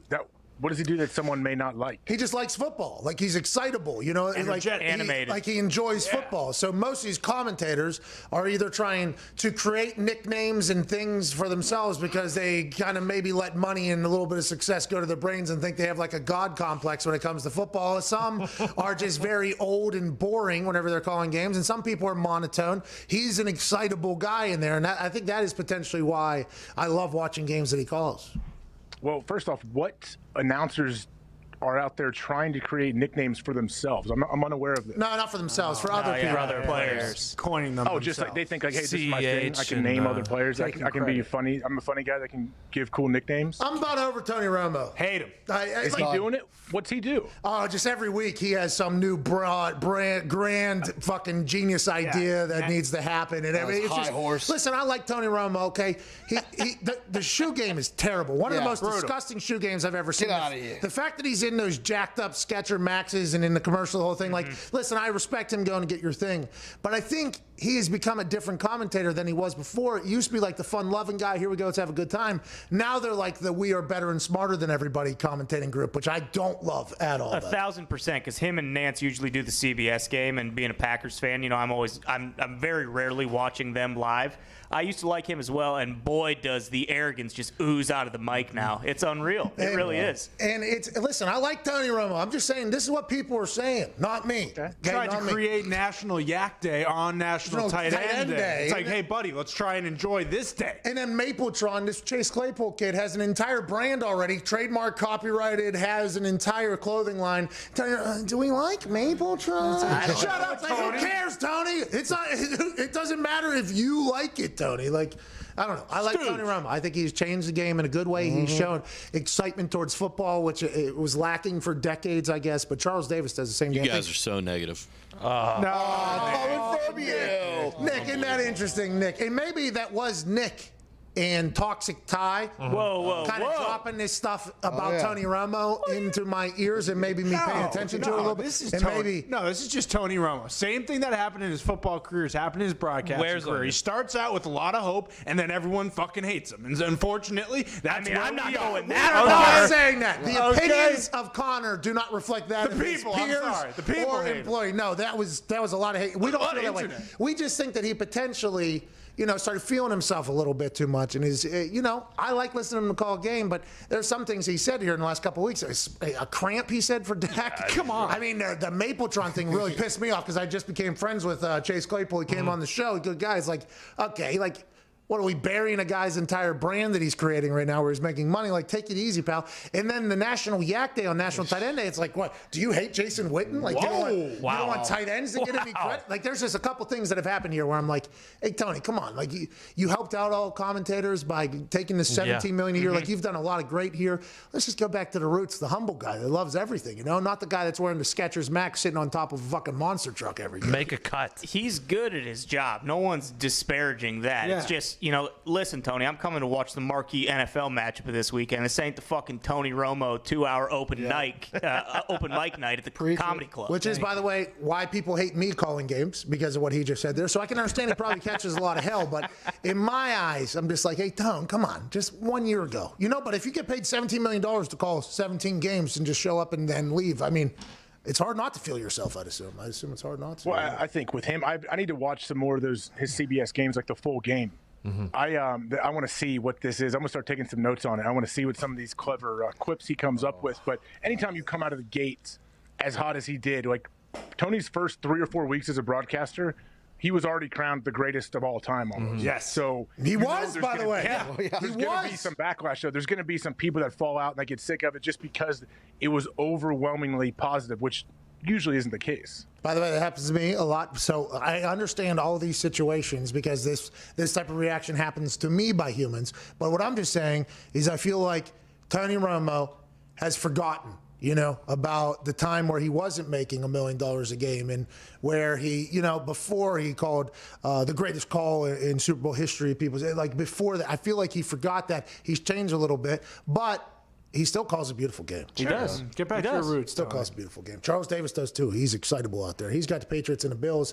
There's some trade rumors happening with those two teams, with the Patriots. Did you hear about the Green Bay Packers potentially being in the market for both Zach Ertz at some point, like hours before he went on to IR, and this morning, Will Fuller of the Houston Texans? That'd be a great weapon to add into that Green Bay Packers skill position core there for Aaron Rodgers. Who knows if that deal will get done? If Will Fuller's on the market, I assume there's other teams interested as well. How do you see this whole thing panning out? And are you excited that the Packers seem to be in on some action? I'm definitely excited. The Packers, I think either of these guys would be great, but Will Fuller, yeah, it was one I guess I wasn't thinking of before the news came out. When's the deadline where this all has to be done? Tuesday. Okay. Yeah, I mean, I think Goody, he has shown that he will definitely be more active in free agency and things like this than Ted Thompson was before at the Green Bay Packers. So, hey, why not? Bring him in. I mean, or are you worried about messing up the chemistry they already have? Well, I think they need another weapon, right? Which is always the interesting thing. It's like the Tampa Bay Buccaneers bringing in Antonio Brown.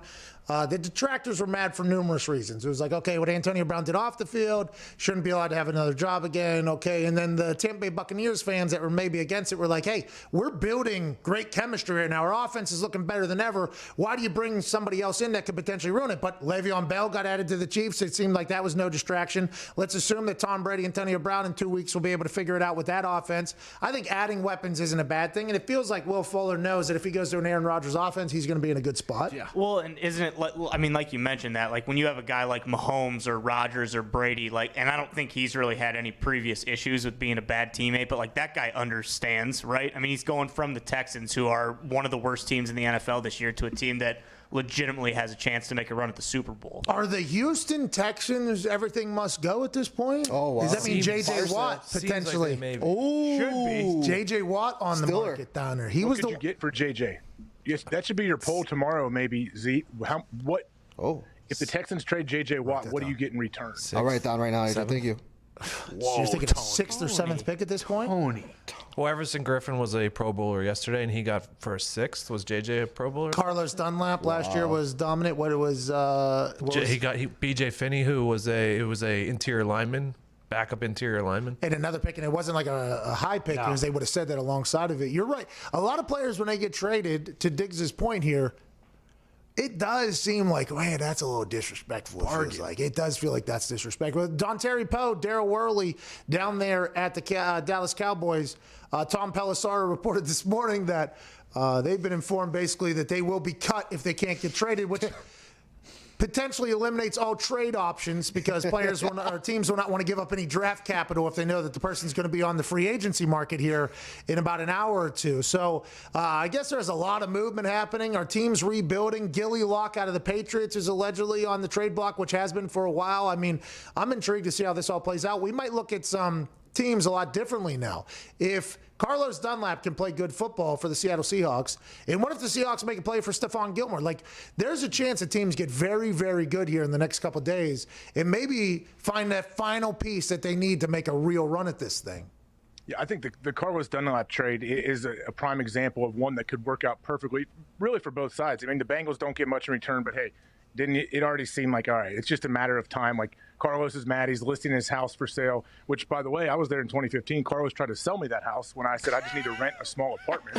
He tried to tell me that. So that house has been for sale for a long time. Maybe he's just a real estate agent. He found out this is a good time to announce it. Somebody want to buy this thing, and he's got Joe Mixon. Joe Mixon said he wants it.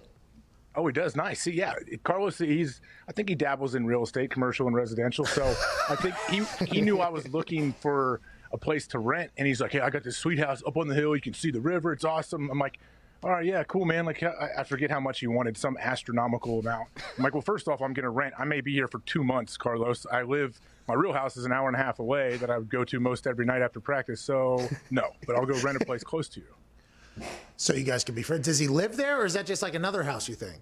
I don't know. I assume this is the place he lives, but we're going back to what I said about him going to Seattle. Carlos is an absolute freak of nature. If you've ever seen the guy, he's 9 feet tall. He can cover 10 yards in about 1.5 strides. Like, I still remember we ran our conditioning test, and you just run 40s there, which I love.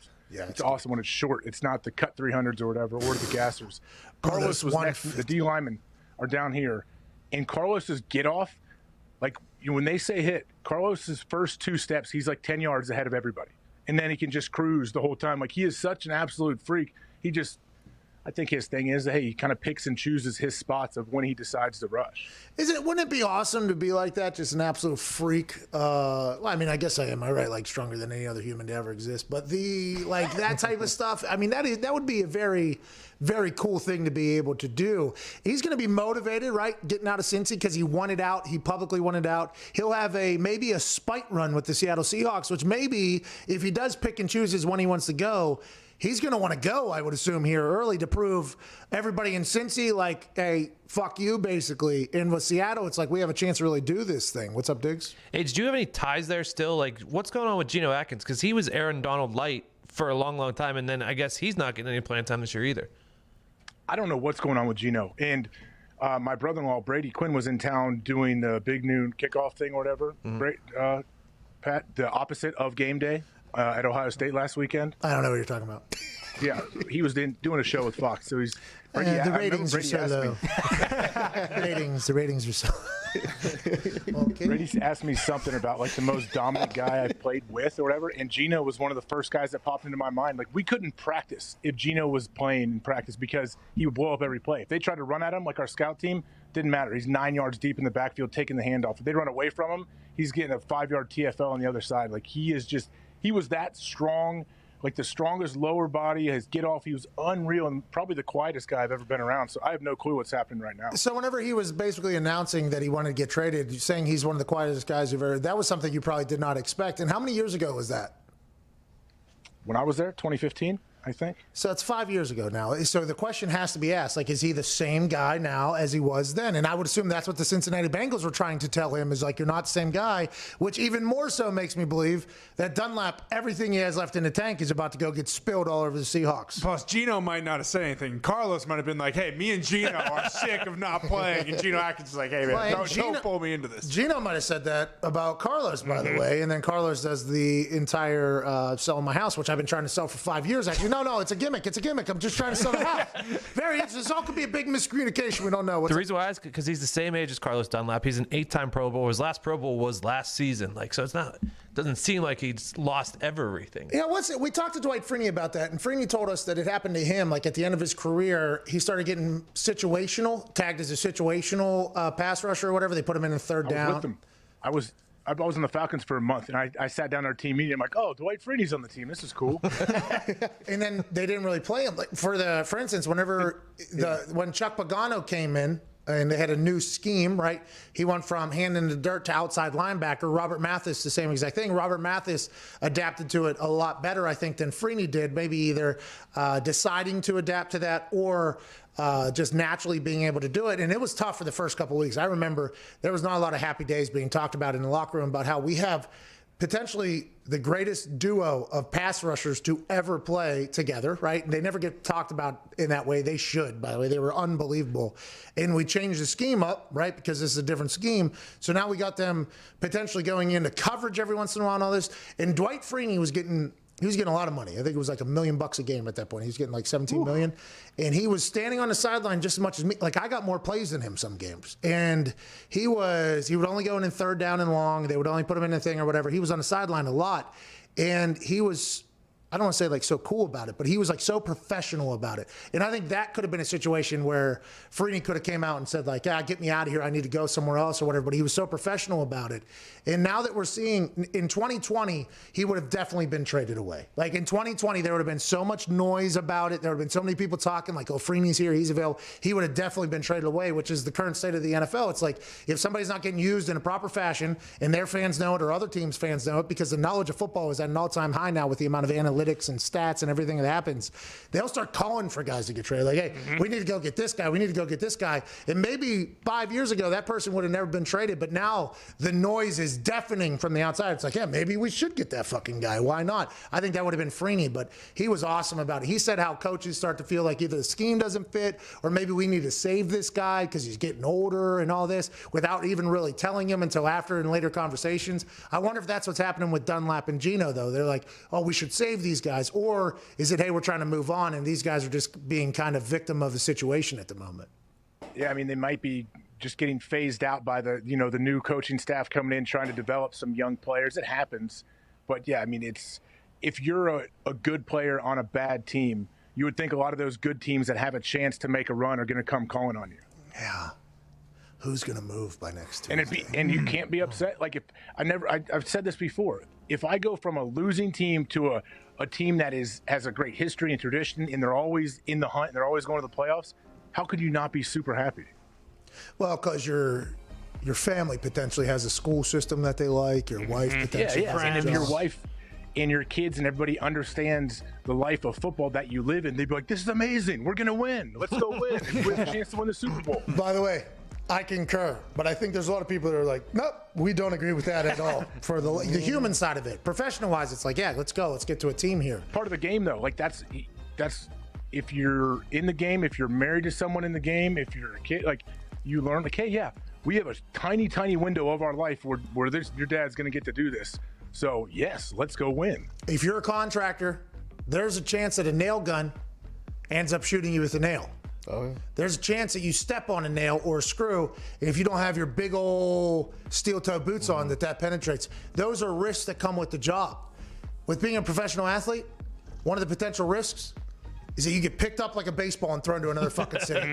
Tell you to go swim. Good luck out there. So, no idea what the COVID outbreak is. We don't care if your wife can get a job over there. Your kids might have a whole friend group in school and everything like that. Don't care. See you later. You're going over there. But you're going to a good team. So be happy about it. That's just one of the things. That's just the way it is. That's the way it goes. Professional athletics. In the NFL, it's ramping up even more and more. And trade deadline is next Tuesday. The biggest news of next Tuesday, NFL trade deadline. And if you're not out there already, please register to vote. Make sure you register to vote. On the poll that Zito has today, Zito's poll currently has over 20-some thousand. Yesterday's poll had 50,000 votes. Wow. What? Currently, your poll right now, Zito, sits how? Right now, we're over 23,000. But if your life depends on needing one sack on a 3rd and 7, who do you choose? Right now, at the end of it right here, Myles Garrett, 15.8, TJ Watt, 17.8, Khalil Mack, 21.1, and then Aaron Donald, 45.2%. 45.2% of the 20,000 plus, 23,000 plus that voted said, I want that guy to get one sack on a 3rd and 7 to save my goddamn life. Not a bad play. I'd take any of them. Quick question for you. Sex is cool, but have you ever tried built-in underwear? Oh, yeah. It's really cool. It's a game changer. It's cooler. It's the coolest. Everyone knows Bird Dog shorts. They're the most comfortable shorts of all time. They have built-in underwear. They've completely changed the game of the old school built-in underwear, which was bathing suits that used to have like a net down there that would put your kit and caboodle in a complete rear naked choke. Not anymore. This built-in underwear is the silkiest, it's smooth. It's longer, by the way, so you don't even feel it. It makes underwear obsolete. Well, now that company that created that game-changing design now has pants. They stole Lululemon's designer, and now they're just doing it better. Bird Dogs are pants, but they have the underwear already built in. They look exactly like khakis or chinos, but feel silky soft like pajamas.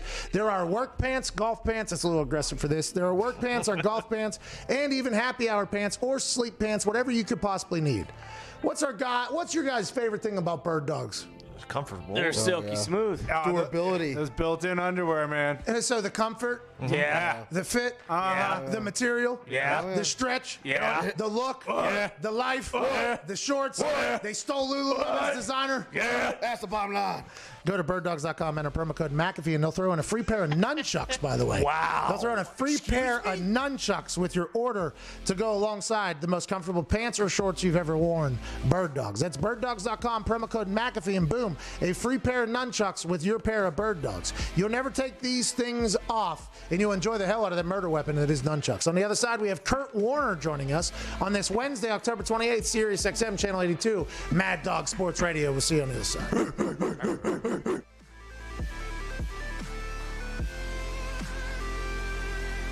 Hey, I got something big cooking, pal. By the way, maybe worthy of... Oh! Two. Easy, Don't do it. Don't do it. Don't do it. I'm not doing it. Oh! Smart. I'd like to say this place looks like absolute dog crap with all of you humans in here this evening. This would have looked much better without you. I was in a building that didn't have any fans. The place was fantastic.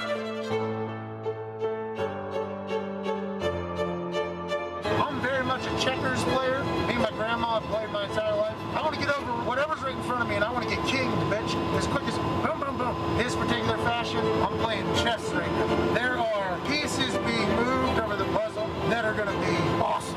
There's a big brain in between these ears.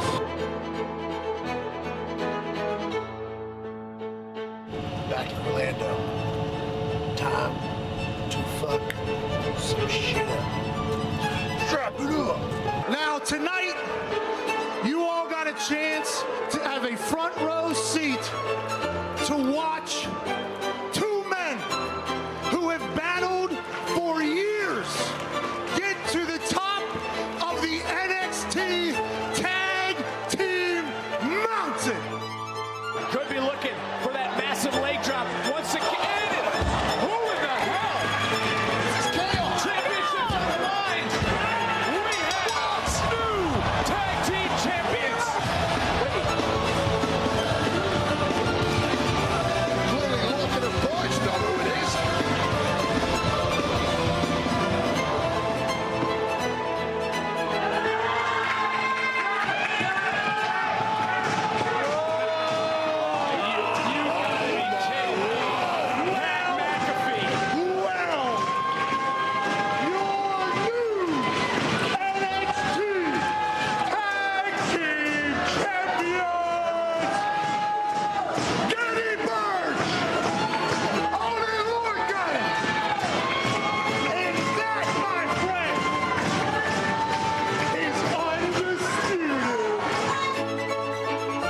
This is the start of something very special.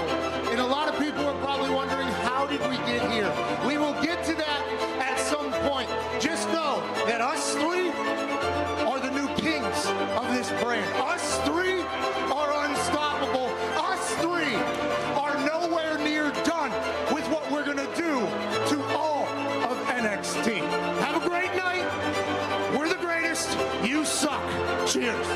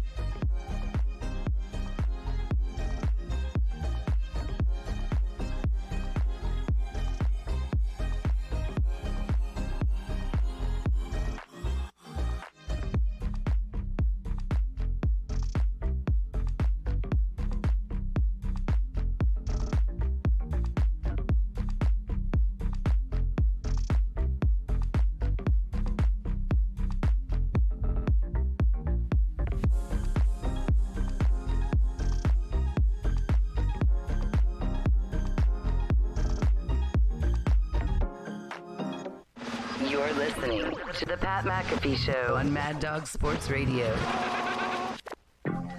Welcome back to the Pat McAfee Show here on Wednesday, October 28th. McAfee and Hawk, being joined by AJ Hawk. Also joining us for this incredible Hour 3 conversation is a man who is a Hall of Famer. Okay? What? Super Bowl champ. Okay. Super Bowl MVP. Two-time NFL MVP. Okay. Four-time Pro Bowler. Two-time All-Pro. Walter Payton Man of the Year. Has about 700 NFL records currently. And he talks about the football in a beautiful fashion for NFL Network. Ladies and gentlemen, Kurt Warner. How are you, sir? What's going on, guys? How we doing? I want to let you know that I've added a massive piece of your life advice to my life. I talked to you last time, and you were in incredible shape, and you talked about how you play pickup basketball still, and you're going at people's throats in pickup basketball whenever you're playing. You're going for it. And I said, oh, Kurt, how do I do it? Because last fall, I gained 35, 40 pounds, got real fat. And I said, I like to eat, and you said, no, I do an hour of cardio every day because I also like to eat. I want to let you know, I don't do an hour, but I do at least 30 minutes every day so that I can continue to eat. I want to thank you for being my fitness coach, basically. You got it, man. That's what it's all about. It's the only reason I work out is so I can eat whatever I want to eat. Somebody told me last week, just eat clean and you don't have to do all that. And I'm like, you lost me at eat clean. Yeah. Forget that, man. I want to eat good. So the workouts will stay a part of the regimen just so I can eat what I want. Well, you motivate me every single day. Whenever I stare down a pizza that looks delicious, I go, well, I'm going to go hit the Stairmaster real quick for about 30 minutes, and then I'm going to eat the hell out of that pizza. And then it's kind of worked out, by the way. I think I've only gained like 7 pounds or whatever. I feel pretty good. We're at a different rate. I'll get up to an hour. You look good. I mean, you're like a champion of the world right now, too, aren't you? So, I mean, thank you. You look good, man. You look good. My guy, Kurt, I appreciate that. Let's talk about some other people that look good at this exact moment. AFC, everybody thinks it's probably a three-headed race at this point. You got the Chiefs, the Steelers, and the Ravens, but the Titans could come in there and get there. The NFC, in particular, the NFC West at this exact moment. Who knows who's going to come out of there? There's a chance, I think I heard a commentator say that all 4 teams get out of there. Whenever you look at that NFC West, what do you see from that division, and why is it just so? And is it going to be able to maintain this for the next couple of years, you think? Great quarterbacks playing very good football right now. Well, great quarterbacks, and we've got young quarterbacks. And you guys know that's what the league is all about, is about that position. Got to have that position. And, when I look around, the NFC West, I mean, all of those guys. I mean, Russell Wilson, what did he say last week? He wants to play till he's 45. So that's like another decade plus that he wants to play. And he's the oldest one of that bunch. So I do think that this division will be strong for a long time. I think there's a lot of young talent, good young talent in that division. And I'm with you. I don't know who's going to come out of that division. Seattle has been the best team, but I also think they have the biggest liability in that defense that they have. The Cardinals, they got a dynamic quarterback. They got a dynamic playmaker on the outside. Their defense is really what's held this together and been most consistent. I watched the Rams play on Monday night, and they're balanced across the board. But I know everybody talks about Aaron Donald, but I love their defense. Their defense flies around. A lot of young guys. You don't know a lot of the names outside of Jalen Ramsey and Aaron Donald, but their defense is really good, and they've got balance and playmakers on offense. The 49ers, they got to get healthy, and then we can really see what they are. But they're starting to play better football as well. So if they get healthy, I think they're going to have a chance as well. I just don't know if they're going to be as dynamic as they were last year. So that's the reason they're sitting at the bottom right now. But I think anybody in that division can beat anybody on any given Sunday. So it'll be fun to watch how it plays out. Kurt, is there a reason you think we see so many young quarterbacks playing at such a high level? Like, can you point to coaches in the league now? Maybe they're coaches in college schemes. They grow up doing these 7-on-7 camps from age 3 years and up. Like, what is it? It seems like there's so many young guys that are very talented. They're doing well right off the bat. Well, AJ, I think the biggest thing is that these guys are just so physically talented, because you say play at a high level. And, I look at the game a little bit differently than I think a lot of people do on the outside when they look at stats and they look at the wow plays. I look at how you play the position, meaning look at the concept of a play. Did you read the right thing? Did you get the ball to the right guy at the right time? And all of those things. And the amazing thing is there's not that many young quarterbacks that are doing the things I'm talking about.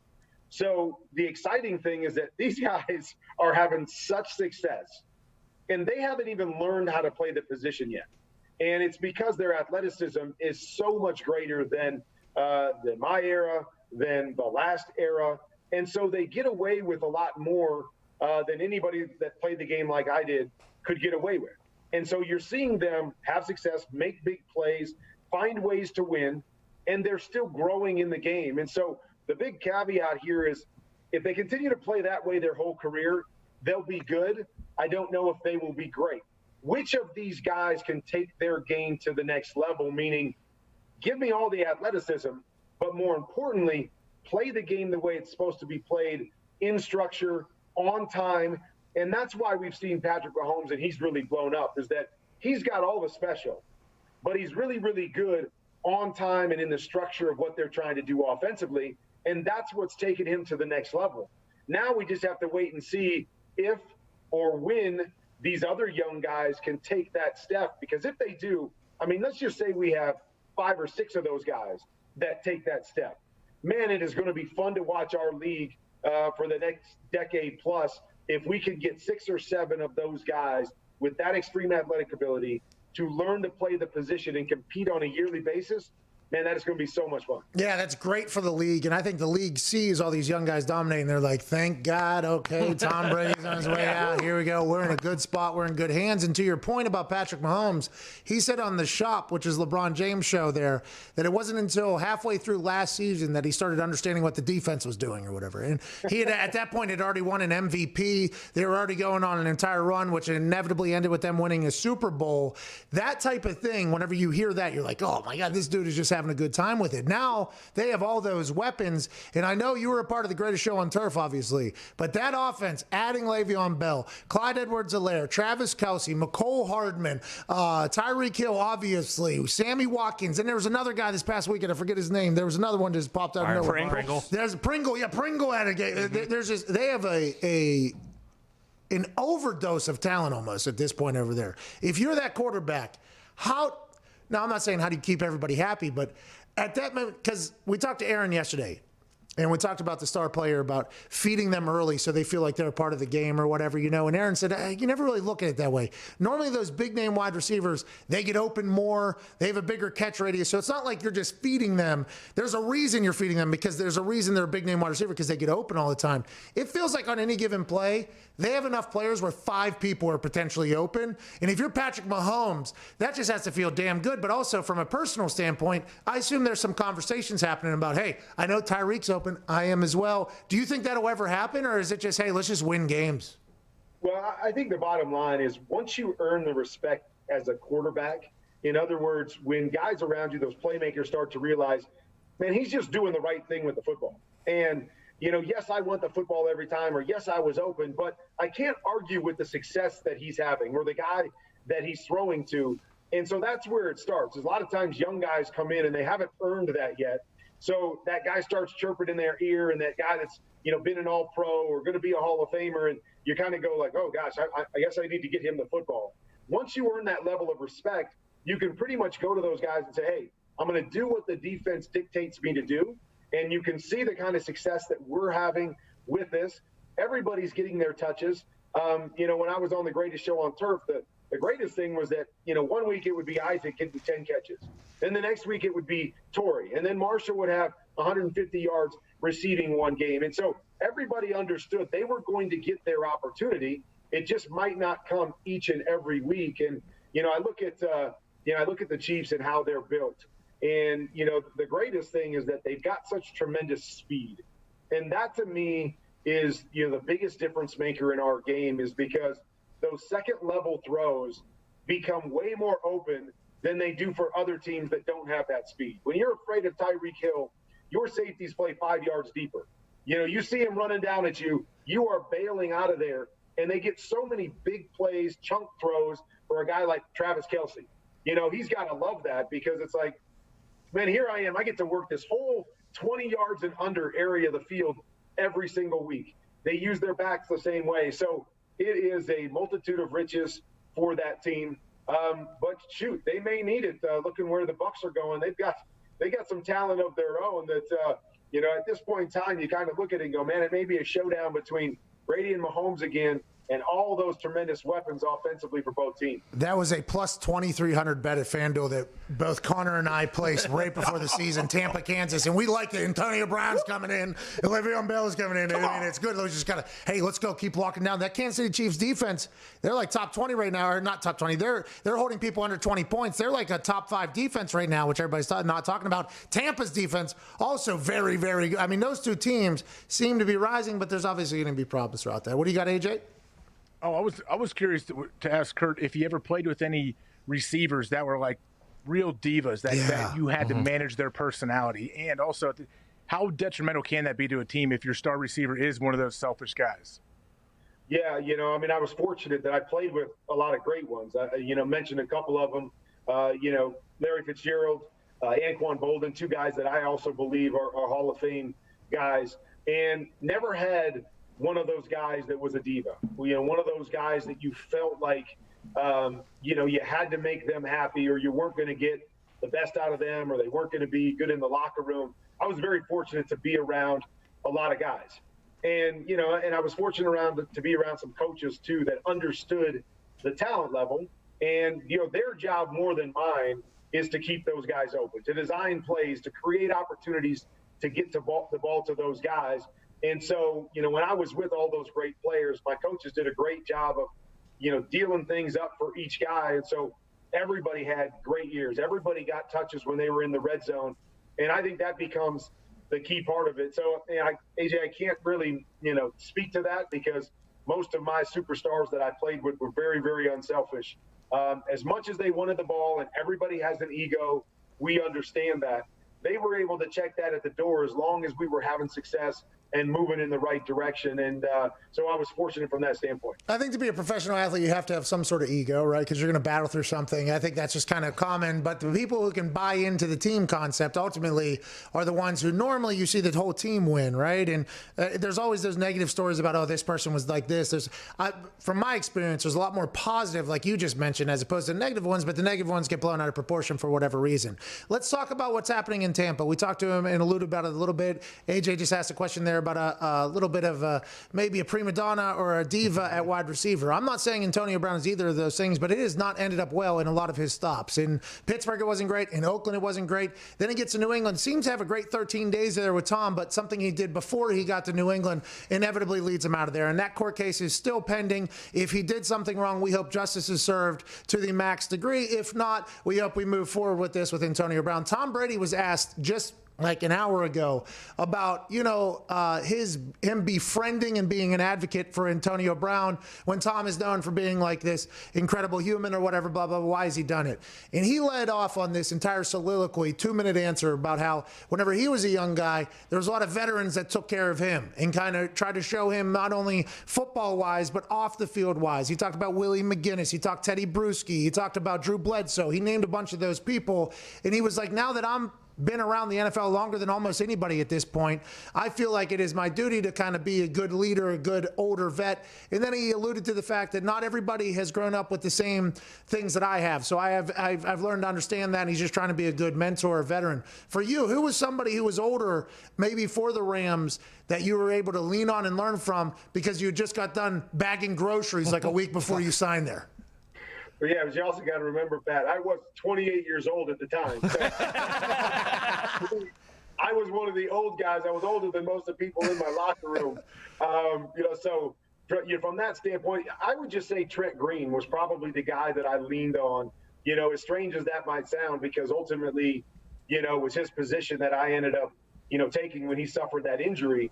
But he was nothing but class, helping me, kind of leading the way. And a big part of that was how you handle the role when you're not the starter, because ultimately that would become a huge part of my story, is that I would find myself, going from starter to backup, behind a young guy numerous times throughout my career.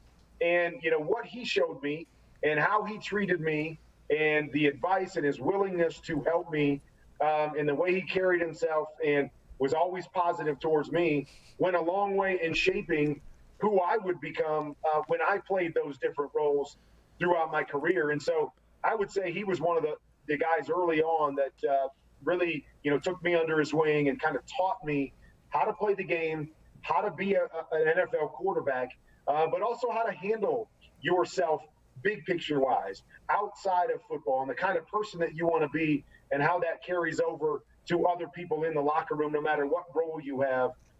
So he was a guy that, that I'm very grateful to for a lot of different reasons, but it was basically because of his class and his leadership and all the stuff that I was able to glean from that. Diggs, we're talking to Kurt Warner. Tone Diggs is a man who thought he had COVID yesterday. Turns out he did not, so we're happy that he's here, Kurt. Happy to be here. Thanks for being here, Kurt. You just talked about being a leader and potentially replacing somebody. You also talked about last week how when Tua is replacing Ryan Fitzpatrick, a similar situation happened to you with Eli in New York. So what is the locker room like this week? Does it get better? Does it get more normal as the season goes on? And kind of what is Ryan Fitzpatrick's feelings going into this week, preparing Tua to be the starter for the first time? Yeah, I mean, as time goes by, I think it does get easier. But, a big part of that is what happens on the football field. You can like both quarterbacks. But at the end of the day, you guys can attest to this. Bottom line is we want to be successful. We want to win. And, no player wants to wait until next year. No player wants to be a part of a building process. You want to win now. You want to compete now because you don't know how many opportunities you're going to have. And so that will be the first part of this is Tua, when he lines up against the Rams and that really good team, what does he look like? Because if he doesn't look very good on the football field, the rumblings are going to start. Happened with me in New York when Eli took over for me. He struggled at different times in the early stages of his career. I remember hearing the conversations. I remember veteran players coming up to me and going, why are we doing this now? Why are we making this move? You should be in there. You're the best guy for the job, and we have a chance to make the playoffs and all of that stuff. So a big part of Ryan Fitzpatrick's role, even though he probably, doesn't want that role, is to be an extension of the coaching staff and be an extension of the organization. And you have to appease your teammates and the locker room. And you've got to be an advocate for the young guy that is the future of the franchise. And so, it seems counterproductive or counterintuitive for me to go in and go, okay, hey guys, this is why, Eli's starting. This is why we have to play him. And this is a long-term answer and why the coaches made this decision. At the same time, you're sitting here going, but I want to be in there. I want to be playing. I know I'm the better guy. And that's going to be, kind of the balancing act for Fitz is, when he talked and he made his comments about how much it hurt. And then he makes comments like, I don't know if I'm ever going to play or start another game in the NFL. And some of those things and those emotions are really hard to balance because, you go out there and you want your team to do well and you want the young guy to do well, but then there's part of you that says, well, maybe I don't want him to do that well because if he doesn't, maybe I get another chance to play because I really want to be back out there and I was playing good football. So you really have to fight that balance and you got to push your ego aside. And that will go a long way in determining what this locker room looks like and what this team looks like the rest of the year.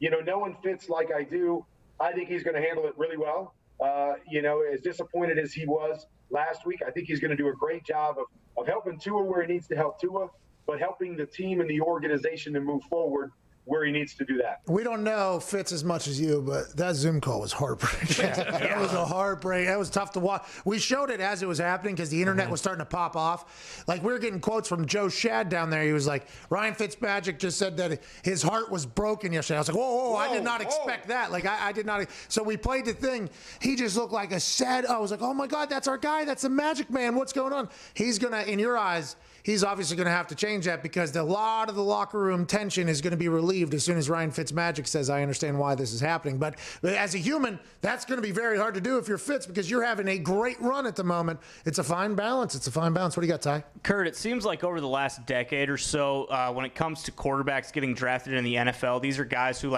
come up through Elite 11, so people know them by the time they're sophomores in high school.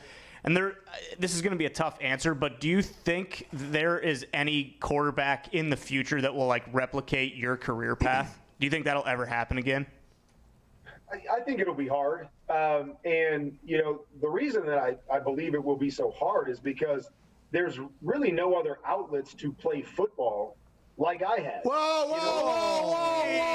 Come on. Dwayne Johnson is going to work harder than anybody with the XFL, Kurt. Okay, I will believe you as you say that. And we need to see that because, that was the one thing, even though, it wasn't typical. I often joke about it, so I had a tryout with the Green Bay Packers when I came right out of college. And obviously Brett Favre was there at the time, was just kind of taking over the Packers there in '94. And from the moment that I got cut by the Green Bay Packers until the moment I retired from the National Football League, retired in 2009, Brett Favre did not miss a single start in the National Football League. That entire time, he didn't miss a single start. And I say that because had I made the team with the Green Bay Packers, I would have been sitting on the bench behind Brett Favre. I would have played a few snaps here and there in preseason games. And there's no way that I would have been prepared to play the same way I was when I went and played arena football for 3 years. And I was the guy. And in arena football, you guys know, it's all about throwing every snap, and you have to score every time you touch the ball. It was a tremendous training ground for me. Then I played over in Europe for a year. So I got 4 years of experience playing a whole bunch of football. And so when I got my second chance in the NFL, I was such a better player. I was more mature as a person, but I'd really grown up as a player and learned some skills. And, I played 1 year in college. So I needed that time, not just to show people that I could play, but to prove to myself and to get better so that I could play. And I think that's the biggest problem now is I'm sure there's other guys out there that are more talented than I was that could play at the highest level without a doubt. But it's where do you showcase yourself? How do you get that opportunity?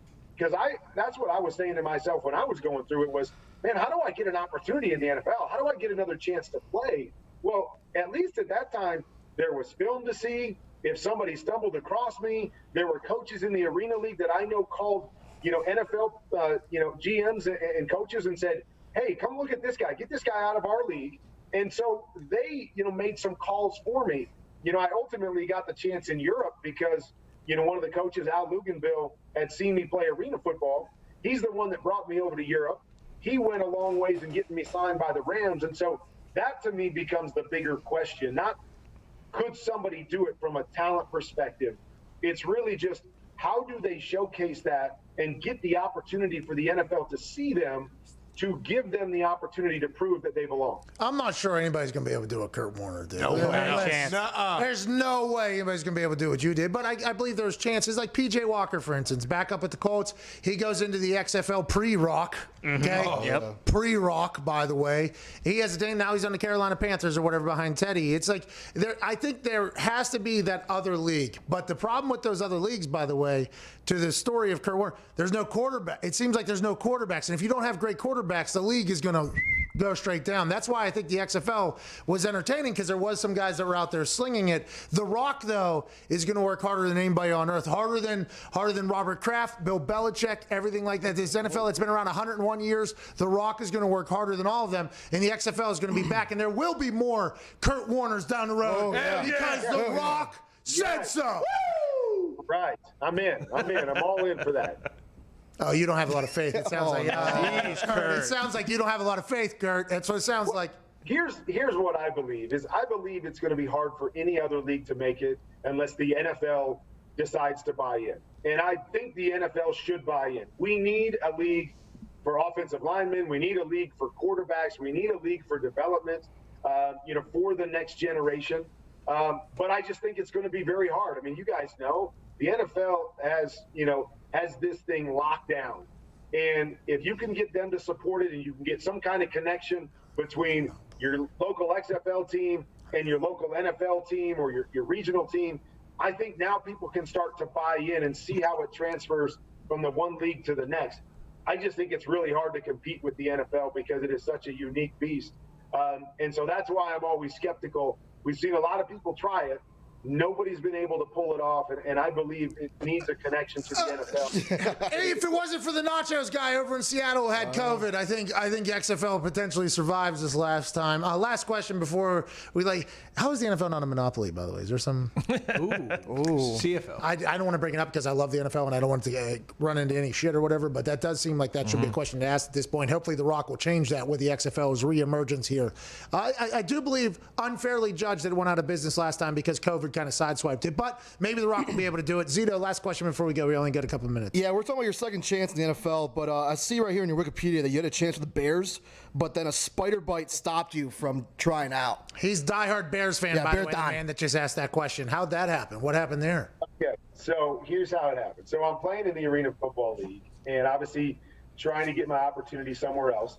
And so as I mentioned earlier, there was actually another coach in the Arena League that knew the general manager of the Bears at the time. He's actually the one that made the call and said, will you please work this guy out? I want to get him out of the league. And so the Bears called me and asked if I would work out for him. And, of course, yeah, whenever you need, I'm in, I'm locked in. You tell me a day and a time, and I'm in. So they told me a day and a time, and I was like, oh, great. And I went running in to tell my wife, I'm like, I got to try out with the Bears. I'm going to get my second shot. And she wasn't real excited when I told her. And I was like, dear, what's the deal? What's the problem? And she said, well, you can't try out for the Bears on Friday because we're getting married on Saturday. Completely, dropped it out of my mind. I was like, okay, all right, let me call the Bears back. No problem. Called the Bears back and said, okay, any other time. I just dropped this out of my mind because I was so excited. Any other time. So they're like, all right, next Friday or next whatever. So I went back and told my wife again, and once again, she's not excited. And I'm like, what is the problem now? We're going on our honeymoon next week. So, yeah, really, it was this bad. So I had to call him back a third time and go, okay, all right, sorry about this. Again, the excitement took over. Any other time, when I get back from my honeymoon, any other time, I am in to work out for you guys. So my agent got a call 2 days before I was coming back on my honeymoon. Coming back on a Monday, I was going to go and fly to Chicago and work out for them on a Tuesday. That's a long one. The night before we left on our honeymoon, or the morning I woke up to leave on our honeymoon, my right elbow was swollen about the size of a grapefruit. Oh, no. I had fevers and I was sweating, and still to this day we don't know what it was. They said it was a centipede or a spider had probably bitten me, on my throwing elbow. So I had to call the Bears back again and tell them, I can't work out for you because I got bit by a spider. And at that point, you could just imagine they're going, who is this guy? A chance to compete in the NFL. And listen to these stories he's coming up with. So needless to say, the third time, they're like, okay, done. They never called me again. A couple weeks later, I was able to hook up with the Rams, sign a contract with the Rams, and as they say, the rest is history. The universe decided to not send you to Chicago for whatever reason. Amen. I think it will. The Bears fans out there, but it worked out pretty well for me in that situation. And I actually had another chance when I was leaving the Giants to go sign with the Bears. They wanted to bring me in for a visit, but they told me I was going to have to start third on the depth chart. No way! I decided to pass on that and go to Arizona instead. So and go to another Super Bowl. Worked out pretty well for me. Yeah, the universe has made good decisions for you in a long time. Ladies and gentlemen, Kurt Warner, thank you, man. Thank you, Kurt. That was a great conversation. We learned a lot about Kurt Warner. He is very good at calling games, too, by the way. I enjoy Kurt Warner a lot whenever he talks and everything like that. Great conversation. Zito grunted in the middle of that. He was like a grizzly bear against a tree. And he was telling his whole entire life story, and we all fucking lost it in here. It was so sorry to Kurt Warner if you listen back to that. That was our big pole having Viva La Zito, who was stretching on. There was a bear growl. All right, we're wrapping up here on this Wednesday, October 28th. I'm heading to USA Network tonight at 8 p.m. AJ, any final thoughts for the people here? No, I know Mad Dog's coming up. Can't wait to hear him. And good luck to you and your endeavors, whatever they are, in wrestling, the whole situation. Hey, thank you, AJ. That means a lot. We can't thank you enough for listening and watching. Thanks to Brian Westbrook, Charles Davis, the incredible Kurt Warner, AJ Hawk, and all of you. You're the best humans on earth. One of McAfee's million. Winners announced tomorrow. Chris Mad Dog Russo is next. This has been the Pat McAfee Show.